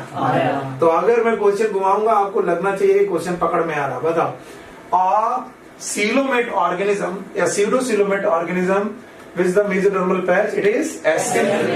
क्या बोलते हैं? SK helminthes की जो बॉडी कैविटी है, it is made up of blastocele. अब कुछ लोगों की तो हवा दिमाग खराब हो गई होगी। ब्लास्टोसील कब पढ़ा था? याद करो। ब्लास्टुला की कैविटी पढ़ी थी? और ब्लास्टुला तक केवल कितनी लेयर थी? 2। एक एक्टो और एक एंडो। और इसीलिए बेटा मेसोडर्म वहां पर थी नहीं। अभी कैसे में आई? पैच है। तो ब्लास्टोसील ही बॉडी कैविटी कन्वर्ट हो गई। ये क्वेश्चन भी आ चुका है कि बताओ सीडोसीलोमेट की जो सीलोम होती है, it is made up of blastocoel. आ चुका है, एनसीईआरटी में नहीं। तो थोड़ा बहुत एक्स्ट्रा जो मुझसे हो पा रहा है, जो आपको लगता है कि आउट ऑफ द कोर्स पूछा जा सकता है, वो भी मैं डिस्कस करते जाता हूँ।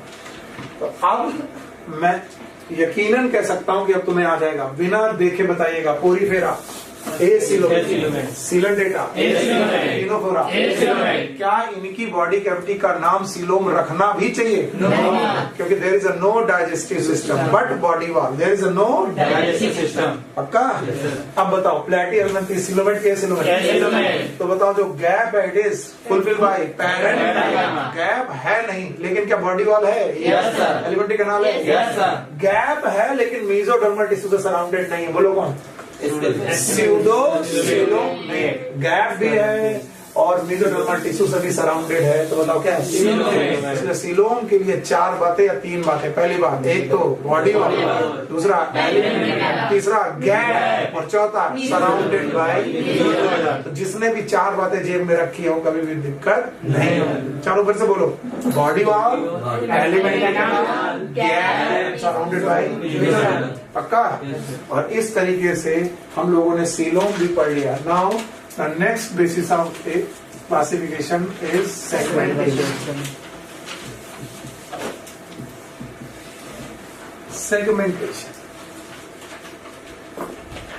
Okay, bhai, segmentation is a partition of the body.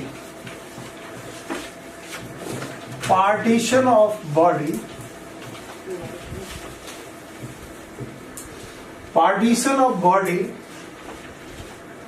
into repetitive segments. अगर आपकी बॉडी का पार्टीशन हो रहा है और बार बार रिपीटेटिव सेगमेंट, एक ही तरीके के सेगमेंट बार बार रिपीट कर रहे हैं, सब याद रखेगा, repetitive segment, it is known as metamerism. इसे हम लोग मेटामेरिज्म बोलते हैं। And it is of two kind. One is known as pseudo metamerism,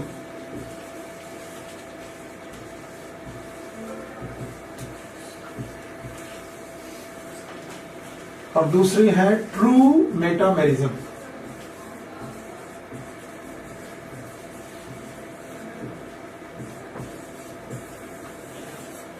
One is known as pseudo metamerism, another one is known as true metamerism.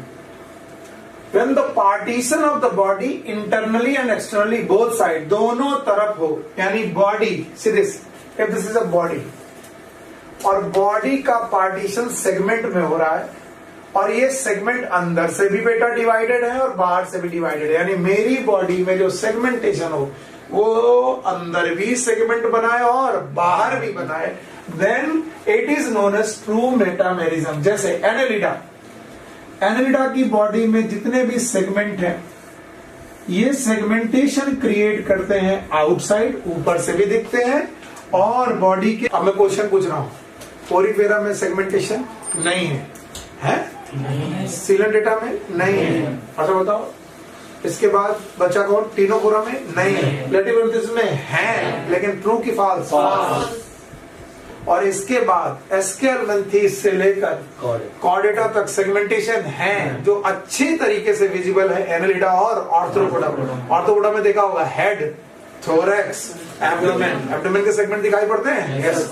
Head के segment दिखाई पड़ते हैं, yes. लेकिन ट्रू मेटामेरिज्म का सबसे best example कौन है, Annelida, जो अंदर और बाहर दोनों पार्टीशन में दिखाई पड़ता है। और इस तरीके से सेगमेंटेशन भी एक बेसिस है क्लासिफिकेशन का। Last but not the least, the notochord. Notochord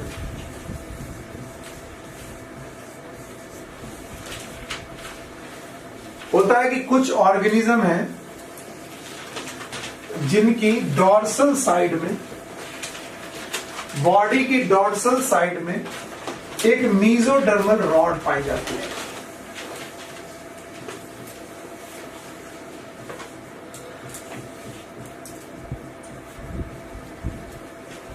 this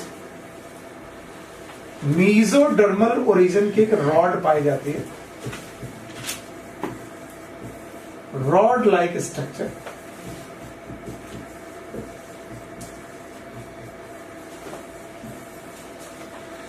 जो या तो लाइफ भर परसिस्ट करती है या फिर ये चेंज हो जाती है, yes, it is change into vertebral column. अच्छा, हमारे सर हुआ करते थे तो वो चीजों को बहुत सिंपल कर देते थे। वो कहते थे सुनील, रीढ़ की हड्डी वाले जानवर और बिना रीढ़ की हड्डी वाले जानवरों का यही अंतर। अगर मैं ये ना पढ़ाऊं तो तुमसे बोलूं केचुए में रीढ़ की हड्डी है कि नहीं है। अच्छा बताओ, कॉकरोच में है कि नहीं है। पोरीफेरा में नहीं है। फीताक्रमी में नहीं है। पता बताओ, मैं बोलूं कि मोलस्का में नहीं है। सितारा मछली में नहीं है। बोलते बिना रीढ़ की हड्डी वाले जितने भी दिखाई पड़ रहे हैं उनमें नोटोकॉर्ड नहीं है, और हम लोगों में रीढ़ की हड्डी है। हम लोग कौन है, नोटोकॉर्ड। तो मीजोडर्मल ओरिजिन की रॉड लाइक स्ट्रक्चर पाया जाता है जो एम्ब्रियोनिक कंडीशन में पाया जाता है, जो आगे चल के परसिस्ट भी कर सकता है या फिर वर्टिब्रल कॉलम में चेंज हो जाता है, और ये हमेशा डॉर्सल साइड में पाया जाता है। ज़ूलॉजी में मैंने कल भी बताया था, फील से ज्यादा देखने लायक चीजें हैं। When जब भी जानवर इस दुनिया में आए, ये हमेशा 4 पैरों के थे जानवर, और 4 पैरों में से अकेला एक ऑर्गेनिज्म ऐसा हुआ जो 2 पैरों पे आ पाया। वो कौन है, हम लोग। इसके पहले जितने भी जानवर आप देखोगे वो 4 में है, या फिर जैसे बंदर है तो 2 और 4 के बीच में। तो याद रखना, जो 4 पैरों के लोग थे उनका एक साइड ऐसा था जो प्रोटेक्टेड था। प्रोटेक्टेड था का मतलब जो जमीन की तरफ था, और जो जमीन की तरफ वाला पोर्शन था वो कैसा था, प्रोटेक्टेड या अनप्रोटेक्टेड? प्रोटेक्टेड।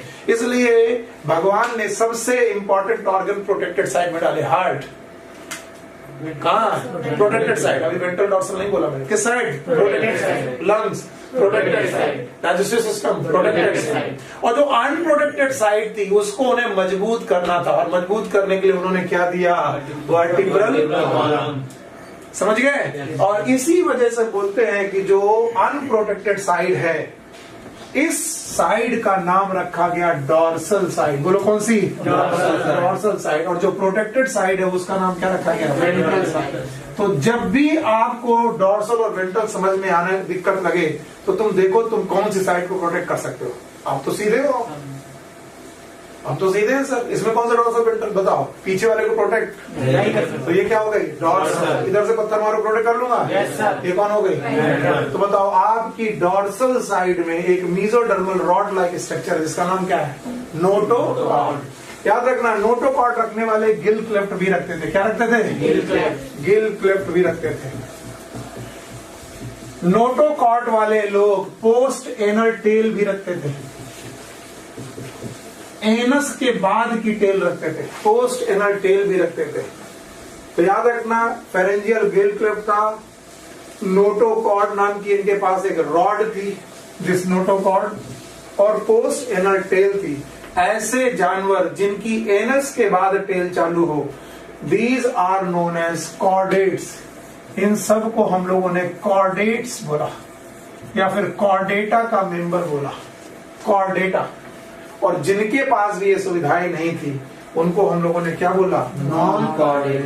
तो 10 फाइलम में से, सॉरी 11 फाइलम में से 10 फाइलम कैसे हैं? Non chordate. और एक फाइलम कौन है? कॉर्डेट। बताओ कौन कौन से नॉन कॉर्डेट है?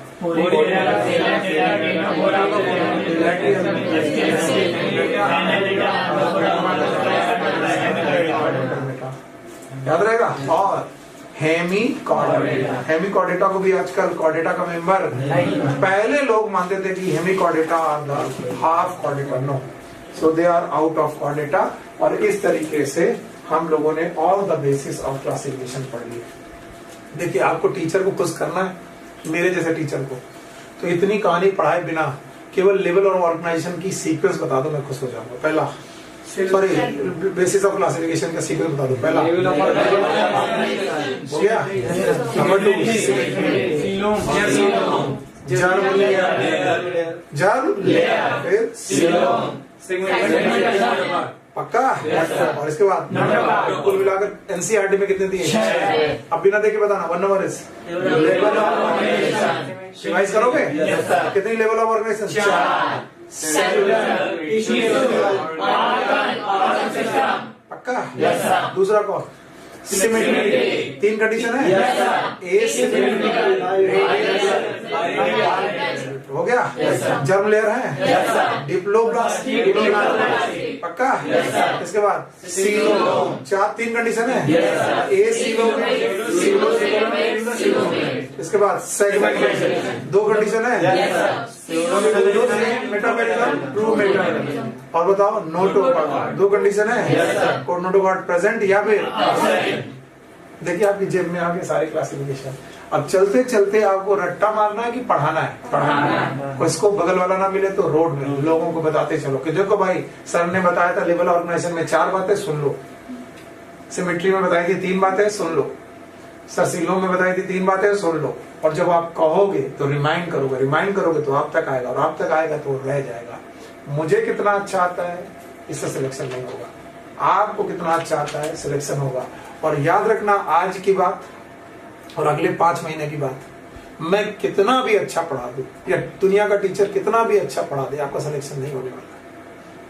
सिलेक्शन तब होगा जब तुम मरोगे, and that was the rule, simple and difficult. और जब तुम मरोगे तो वो सिंपल होगा कि डिफिकल्ट होगा, और उसको सिंपल बनाने के लिए हम आए, लेकिन इतना सिंपल भी ना हो कि आप सीख ना पाओ।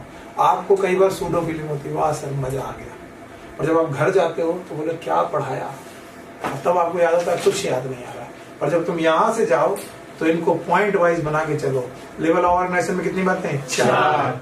Very good. सिमेट्री में कितनी बातें हैं? 3। बस मुझे इसी से खुशी है। बताओ जर्म लेयर में कितनी बातें हैं? 2। मुझे तो इसी से खुशी है। बताओ सीलोम में कितनी बातें? 3। और सेगमेंटेशन में कितनी बातें? 2। और बेटा नोटोकॉर्ड में कितनी बातें? 2। बस हो गया काम। अब तुम घर में जाते जाते याद कर लोगे। नाउ अब बेसिस ऑफ क्लासिफिकेशन पढ़ चुके हैं, तो अब क्लासिफिकेशन ऑफ एनिमल्स, सारे एनिमल का क्लासिफिकेशन पढ़ाने जा रहा हूं।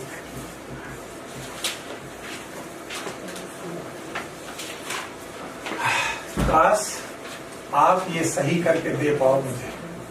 अगर तुमने सही करके दे दिया, तुम देखना एक छोर पे मैंने लिखा है किंगडम और एक छोर पे लिखा है फाइलम।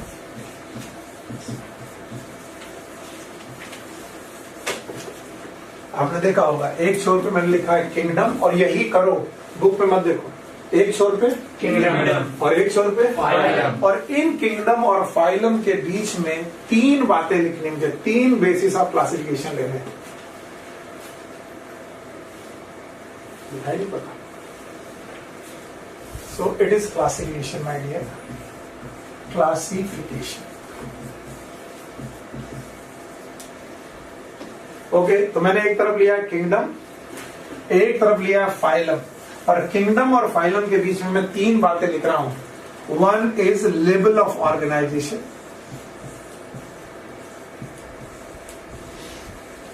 ऐसे ही सब लोग सीखेंगे, और ये चार्ट आपके दिमाग में होना चाहिए, सब लोगों के दिमाग में होना चाहिए। Number 1 is level of organisation, दूसरा सिमेट्री,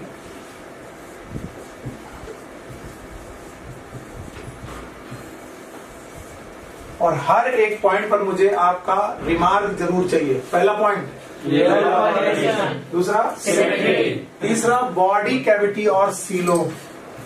तो उन्होंने बड़ी चालाकी से दोनों चीजें लिख दी हैं, बॉडी कैविटी और सीलोम। तो बताओ हर बॉडी कैविटी की बात कर रहे हैं कि सीलोम की? सीलोम की। और अगर आप इसे सीख गए तो काम बन जाना है। चलो अब आप लोग देखना बंद करिए बुक। मैंने किंगडम का नाम रखा एनिमल किंगडम। अगर ये एनिमल किंगडम है बच्चों, तो ये बताओ लीनियस का एनिमल किंगडम कर रहा है कि विटेकर का? विटेकर। और अगर विटेकर का है तो कैसा है? मल्टी सेलुलर और यूकैरियोटिक। मल्टी सेलुलर और यूकैरियोटिक। बताइए इसमें प्रोटोजोआ आएंगे कि नहीं आएंगे? तो कहां से चालू होगा? पोरी। तो सबसे पहला level of organisation is cellular level. Cellular. शाबाश मेरे बच्चे, सेलुलर लेवल ऑफ ऑर्गेनाइजेशन जिनके पास भी होता है एनिमल, वो एनिमल जिनके पास सेलुलर लेवल ऑफ ऑर्गेनाइजेशन होता है, वो सिमेट्रिक होते हैं कि एसिमेट्रिक? एसिमेट्रिक। बोलो एसिमेट्रिक। बहुत बढ़िया, एसिमेट्रिक होते हैं। अच्छा, और बताओ वो सीलोमेट होते हैं कि एसिलोमेट? और क्या इनके फाइलम का नाम आपको मालूम है? बोलो कौन? पोरी। बेवकूफ, यहां से फंस गया। सीलन डेटा बोलने के पहले तुम बेवकूफ हो, क्योंकि इसमें तुमने सीलन डेटा बोला, इसका मतलब है तुम बोल रहे हो सीलन डेटा इज सेलुलर। सीलन डेटा इज नॉट सेलुलर। गड़बड़ किया ना? देखो आपने क्या बोला, ये सीक्वेंस फॉलो करना है। एनिमल में बंदा, पहला रूल सेलुलर। वो बंदा जो सेलुलर है वो कैसा है? एसिमेट्रिक। मोस्टली एसिमेट्रिक या ऑल एसिमेट्रिक? Mostly asymmetric. और वो बंदा कैसा है? एसिमेट्रिक। एग्जांपल पोरीफेरा, सीलन डेटा, टिनोफोरा, प्लेटियोमेंथिस। नो, क्यों नहीं? क्योंकि पहले ही हम लोगों ने कौन सी बात कर दी है? बोलो कौन? सेलुलर। अब बेटा सेलुलर के बाद दूसरा ग्रुप है tissue grade, organ grade, organ system grade. यानी एक साथ सबको ले लिया इन्होंने। कोई मुझे यहां रिमार्क दे दे तो मैं सोचूंगा कि मैंने सही पढ़ाया और मैं घर बहुत खुशी होकर जाऊंगा। एक टर्म इस पॉइंट के लिए और एक टर्म इस पॉइंट के लिए। No one. It is known as parazoa. बोलो क्या नाम है? And it is known as metazoa. It is metazoa. कल की क्लास बर्बाद गई, सारे लोग बैठे बैठे नींद ले रहे। मेटाजोआ में क्या शुरू हो जाता है? Tissue, organ system. You got my point? कितने लोगों को समझ में नहीं आया? कल ये क्लास पढ़ाई गई थी? बताओ पैराजोआ कौन से थे? सेलुलर। और टिश्यू, ऑर्गन और ऑर्गन कौन? Metazoa. Thank you very much. आपने एक शब्द नहीं दिया, मैं आगे बढ़ जाता हूँ। अच्छा बताओ, टिश्यू, ऑर्गन और ऑर्गन गेट, इन तीनों में से कोई एक बंदा हो, वो कितने तरीके की सिमेट्री शो कर सकता है? 2। कितने प्रकार की? 2। या तो बायलैटरल और या तो रेडियल। मैंने पहले लिया रेडियल सिमेट्री। बोलो क्या लिया? रेडियल। और रेडियल सिमेट्री में लिया एसीलोमेट। बोलो कैसा लिया? क्या आप लोग इनके एग्जांपल बता पाओगे? yes, आप बताओ एग्जांपल। सीलेंट्रेटा और एकदम सही बोला। आप किसी ने एकदम सही बोला, सीलेंट्रेटा और इकाइनोडर्मेटा।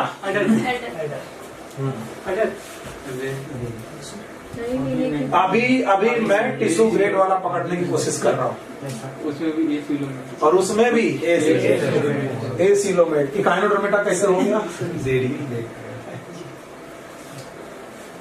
रेडियल हो और कैसा हो? एसीलोमेट। इकाइनोडर्मेटा कैसे आ गया? इकाइनोडर्मेटा कैसा है? सीलोमेट। मामला ही बिगाड़ देते हो। तो आगे सुनो, टिश्यू, ऑर्गन और ऑर्गन सिस्टम ग्रेड में यहां पर है बाइलेटरल सिमेट्री। बोलो कौन? बाइलेटरल। और बाइलेटरल सिमेट्री में सीलोमेट कंडीशन में जा रहा हूं। कौन सी कंडीशन? सीलोमेट। ना, 2 कंडीशन। एक कौन? स्यूडो सीलोमेट, सॉरी ए सीलोमेट। 3 कंडीशन जा रहा हूं। ए सीलोमेट। दूसरा कौन? Pseudo coelomate. तीसरा कौन? You coelomate. अब जवाब चाहिए सब लोगों का, कर पाएंगे? yes, sir. बताइए, मैं दूसरे कलर से उठाऊंगा तभी समझ में आएगा। बायलेटरल सिमेट्री, टिश्यू, ऑर्गन और ऑर्गन सिस्टम ग्रेड कुछ भी हो सकता है, उनमें से कोई एक हो सकता है। Bilateral symmetry acoelomate. Thank you, it is platyhelminthes. Pseudo coelomate aschelminthes. बोलो कौन? Aschelminthes. Thank you very much. Okay, now eucoelomate याद रहेगा? यू सीलोमेट के एग्जांपल बोलो। एनालिडा 2। अच्छा बताओ, इसमें इकाइनोडर्मेटा आएगा? यस। पर इकाइनोडर्मेटा का कौन आएगा? लार्वा। तो एक यहाँ पर स्टार जरूर लगा लेना, जैसे एनसीईआरटी ने लगाया, इकाइनोडर्मेटा। और कभी गलती मत कर देना कि इकाइनोडर्मेटा को यहाँ लिखने की, कभी मत रख देना। क्यों? क्योंकि ये कैसा है? एसीलोमेट और इकाइनोडर्मेटा इज सीलोमेट। पक्का? तो यहाँ पर लगाना इकाइनोडर्मेटा पे स्टार, क्योंकि इकाइनोडर्मेटा का जो लार्वा है वो कैसा है? बाइलेटरल। और जो एडल्ट है वो कैसा है? This is the classification. It is given in your book. Page number is 49। Page number 49 में आपने क्लासिफिकेशन देख लिया।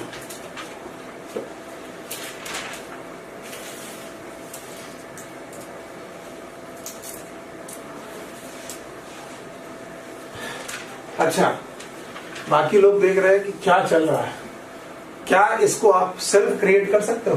Yes sir. बस मुझे बता दो, यहाँ क्या लिखोगे? बस मुझे दिखा दो, बस यहाँ क्या लिखोगे? बीच में बोलो कौन?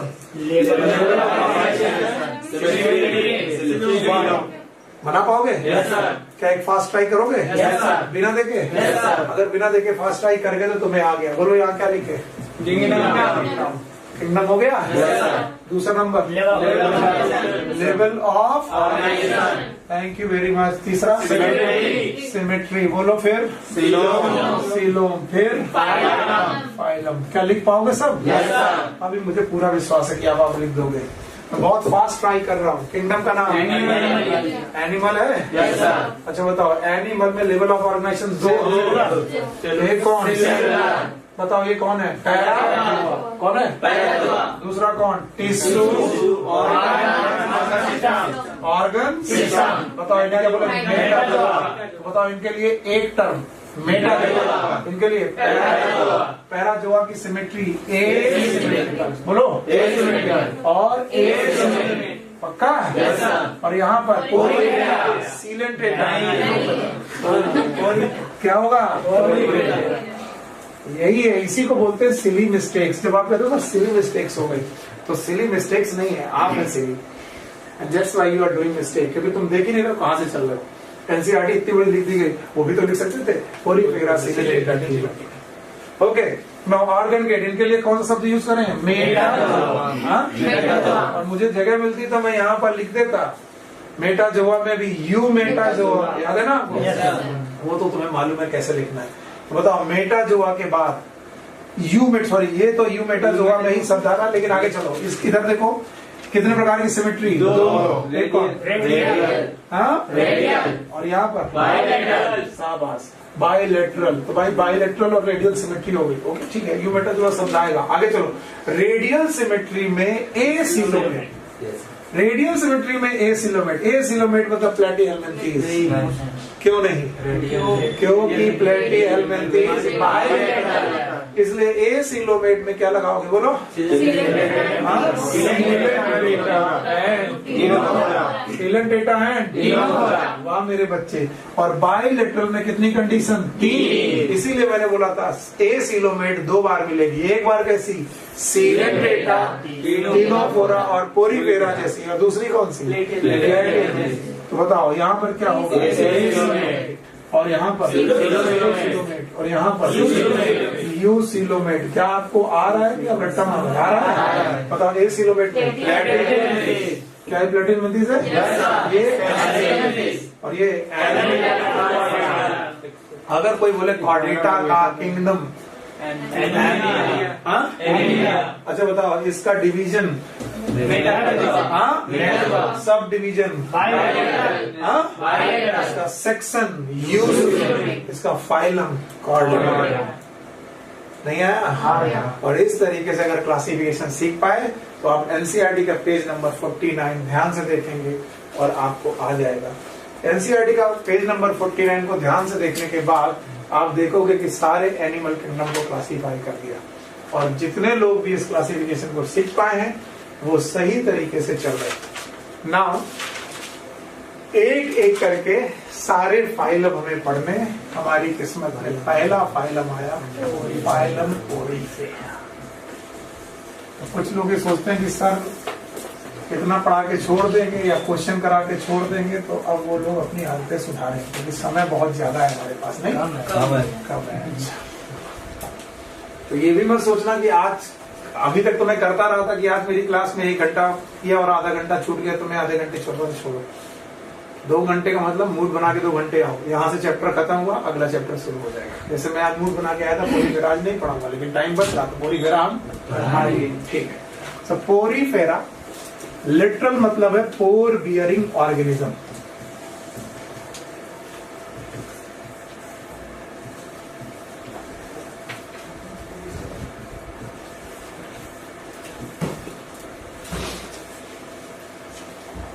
They are known as pore-bearing organism.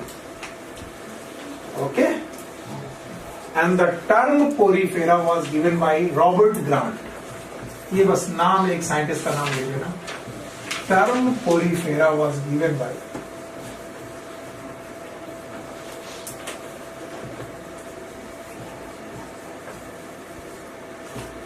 Robert Grant.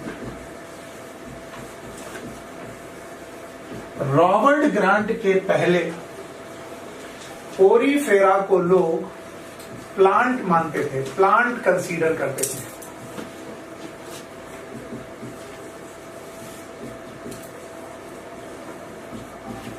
Plant consideration करने का कारण ये था, अभी मैं पढ़ा नहीं रहा हूं, एनसीईआरटी में घुसा भी नहीं, चिंता मत करना। प्लांट कंसीडर करने का कारण यह था क्योंकि पोरीफेरा एक सबस्ट्रेटम के साथ, चट्टान के साथ बिल्कुल पेड़ों की तरह उगते थे।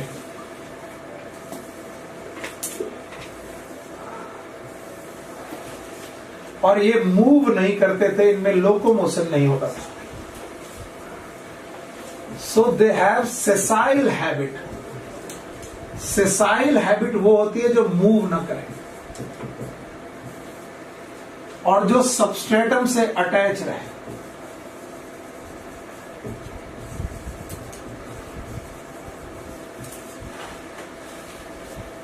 लेकिन रॉबर्ट ग्रांट और उनके पहले एक साइंटिस्ट हुए एलिस, नाम मत लिखो, क्या करोगे इतने सारे साइंटिस्ट का नाम लिखे जो अपनी बुक में नहीं। वैसे एलिस का टर्म याद रखना, कई बार पूछा गया था, हम लोग के जमाने में पूछा जाता था, इससे पूछा एलिस ने देखा कि ये प्लांट की तरह पानी को जड़ों से नहीं ले रहे, बल्कि ये पानी को अपनी तरफ खींच रहे। और देखते थे कि पानी को ये खींचते हैं वाटर करंट के रूप में, और वाटर करंट का वाटर जो है इनके छोटे छोटे छिद्रों से इनकी बॉडी के अंदर जा रहा, छोटे छोटे पोर से बॉडी के अंदर जा रहा, और फिर ये मुंह से उसे बाहर निकाल दे रहे। यानी पानी को वो अपनी बॉडी से लेते थे और एक पर्टिकुलर ओपनिंग से बाहर फेंकते थे। तो बोलते थे जैसे एनिमल खाने को एक जगह से लेता है और दूसरी जगह से निकालता है, उस तरीके से इनकी एक्टिविटीज है। तो ये बोलते थे these are the organism with many inlet, जिनके अंदर पानी बहुत सारी इनलेट के साथ घुसता है, यानी बहुत सारी छेदों से अंदर घुसता है, सिंगल आउटलेट से बाहर आता है।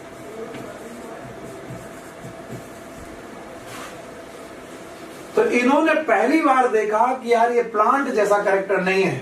प्लांट तो होता तो बताओ किससे पानी लेता है? जड़ों से। और ये जड़ों से पानी ले रहे थे कि बॉडी से? बॉडी से। और बॉडी से पानी ले रहे थे और किन से ले रहे थे? पोर से। किससे? पोर से। And that's why they are known as pore bearer. यानी इनकी पूरी बॉडी में छेद छेद थे और उन छेदों से पानी घुसता था और इनके मुंह से पानी बाहर आता था। मुंह क्या शब्द बोलेंगे? These are the pores and these are cavities. तो एक तरफ से पानी घुसता था और दूसरी तरफ से निकलता था। बोलते थे दे हैव मैनी इनलेट, पानी घुसने की जगह बहुत है, और सिंगल आउटलेट। तो मैनी इनलेट और सिंगल आउटलेट की कहानी थी। हेलो, हाँ बेटा, ठीक है बेटा, मैं क्लास में हूं, बाद में बात करते हैं, ठीक है। तो आपने ये देखा, इनको एनिमल पहली बार एलिस ने माना, और फिर टर्म पोरीफेरा किसने दिया? Robert grant.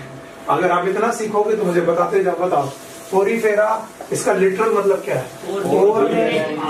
पोर बियरिंग। फिर इसके बाद मैंने बोला term Porifera was given by Robert grant. पक्का? yes, और इसके बाद बताओ ये लोग मूव करने वाले एनिमल हैं कि बेटा क्या ये किसी चट्टान के साथ अटैच रहते हैं? ठीक वैसे जैसे प्लांट है। बताओ ग्रांट और एलिस के पहले इन्हें एनिमल मानते थे कि प्लांट, लेकिन एलिस ने देखा कि क्या ये जड़ों से पानी ले रहे हैं? क्या देखा क्या इनकी बॉडी में पानी घुस रहा है और एक पर्टिकुलर ओपनिंग से बाहर आ रहा है, जैसे कोई एनिमल हो। इसलिए एनिमल नेचर किसने दिया? एलिस ने। और टर्म पोरीफेरा किसने दिया? रॉबर्ट। और मैंने किसी भी किंगडम को पढ़ाने के पहले बोला था कि हमारे पास कितने पॉइंट हैं? 8 पॉइंट। बोलो क्या? तो एनिमल किंगडम को मैं भी, पोरीफेरा को या किसी भी एनिमल को मैं 8 पॉइंट सिस्टम में हमेशा पढ़ाता हूं ताकि रटना ना पड़े। और वो 8 पॉइंट आज एनिमल किंगडम के लिए थोड़े से बदलेंगे। So please note it down, इसे नोट कर लीजिए और आगे बढ़िए। पहला पॉइंट जब भी मैं बोलूंगा आपको बताना पड़ेगा, it is known as habit and habitat. बंदा कहाँ रहता है और कैसे रहता है, it is known as habit and habitat. दूसरा पॉइंट मैं जब भी बोलूंगा इट इज फॉर्म, और फॉर्म में आपको लिखना है लेवल ऑफ ऑर्गेनाइजेशन।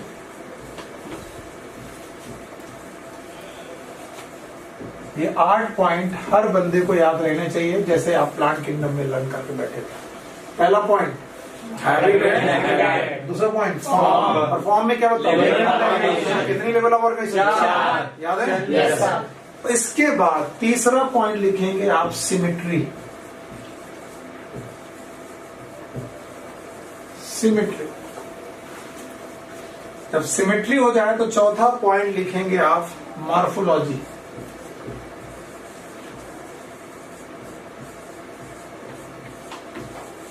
और यहां पर मॉर्फोलॉजी प्लांट जैसी नहीं है, तो मॉर्फोलॉजी में 2 बातों पर, रादर 3 बातों पर ध्यान रखेंगे। पहला, बॉडी वॉल कैसी बनी है। दूसरा, बॉडी कैविटी जो हर बार सीलोम हो जरूरी नहीं है। तीसरा, स्केलेटन, अगर इनके पास कोई स्केलेटन है तो।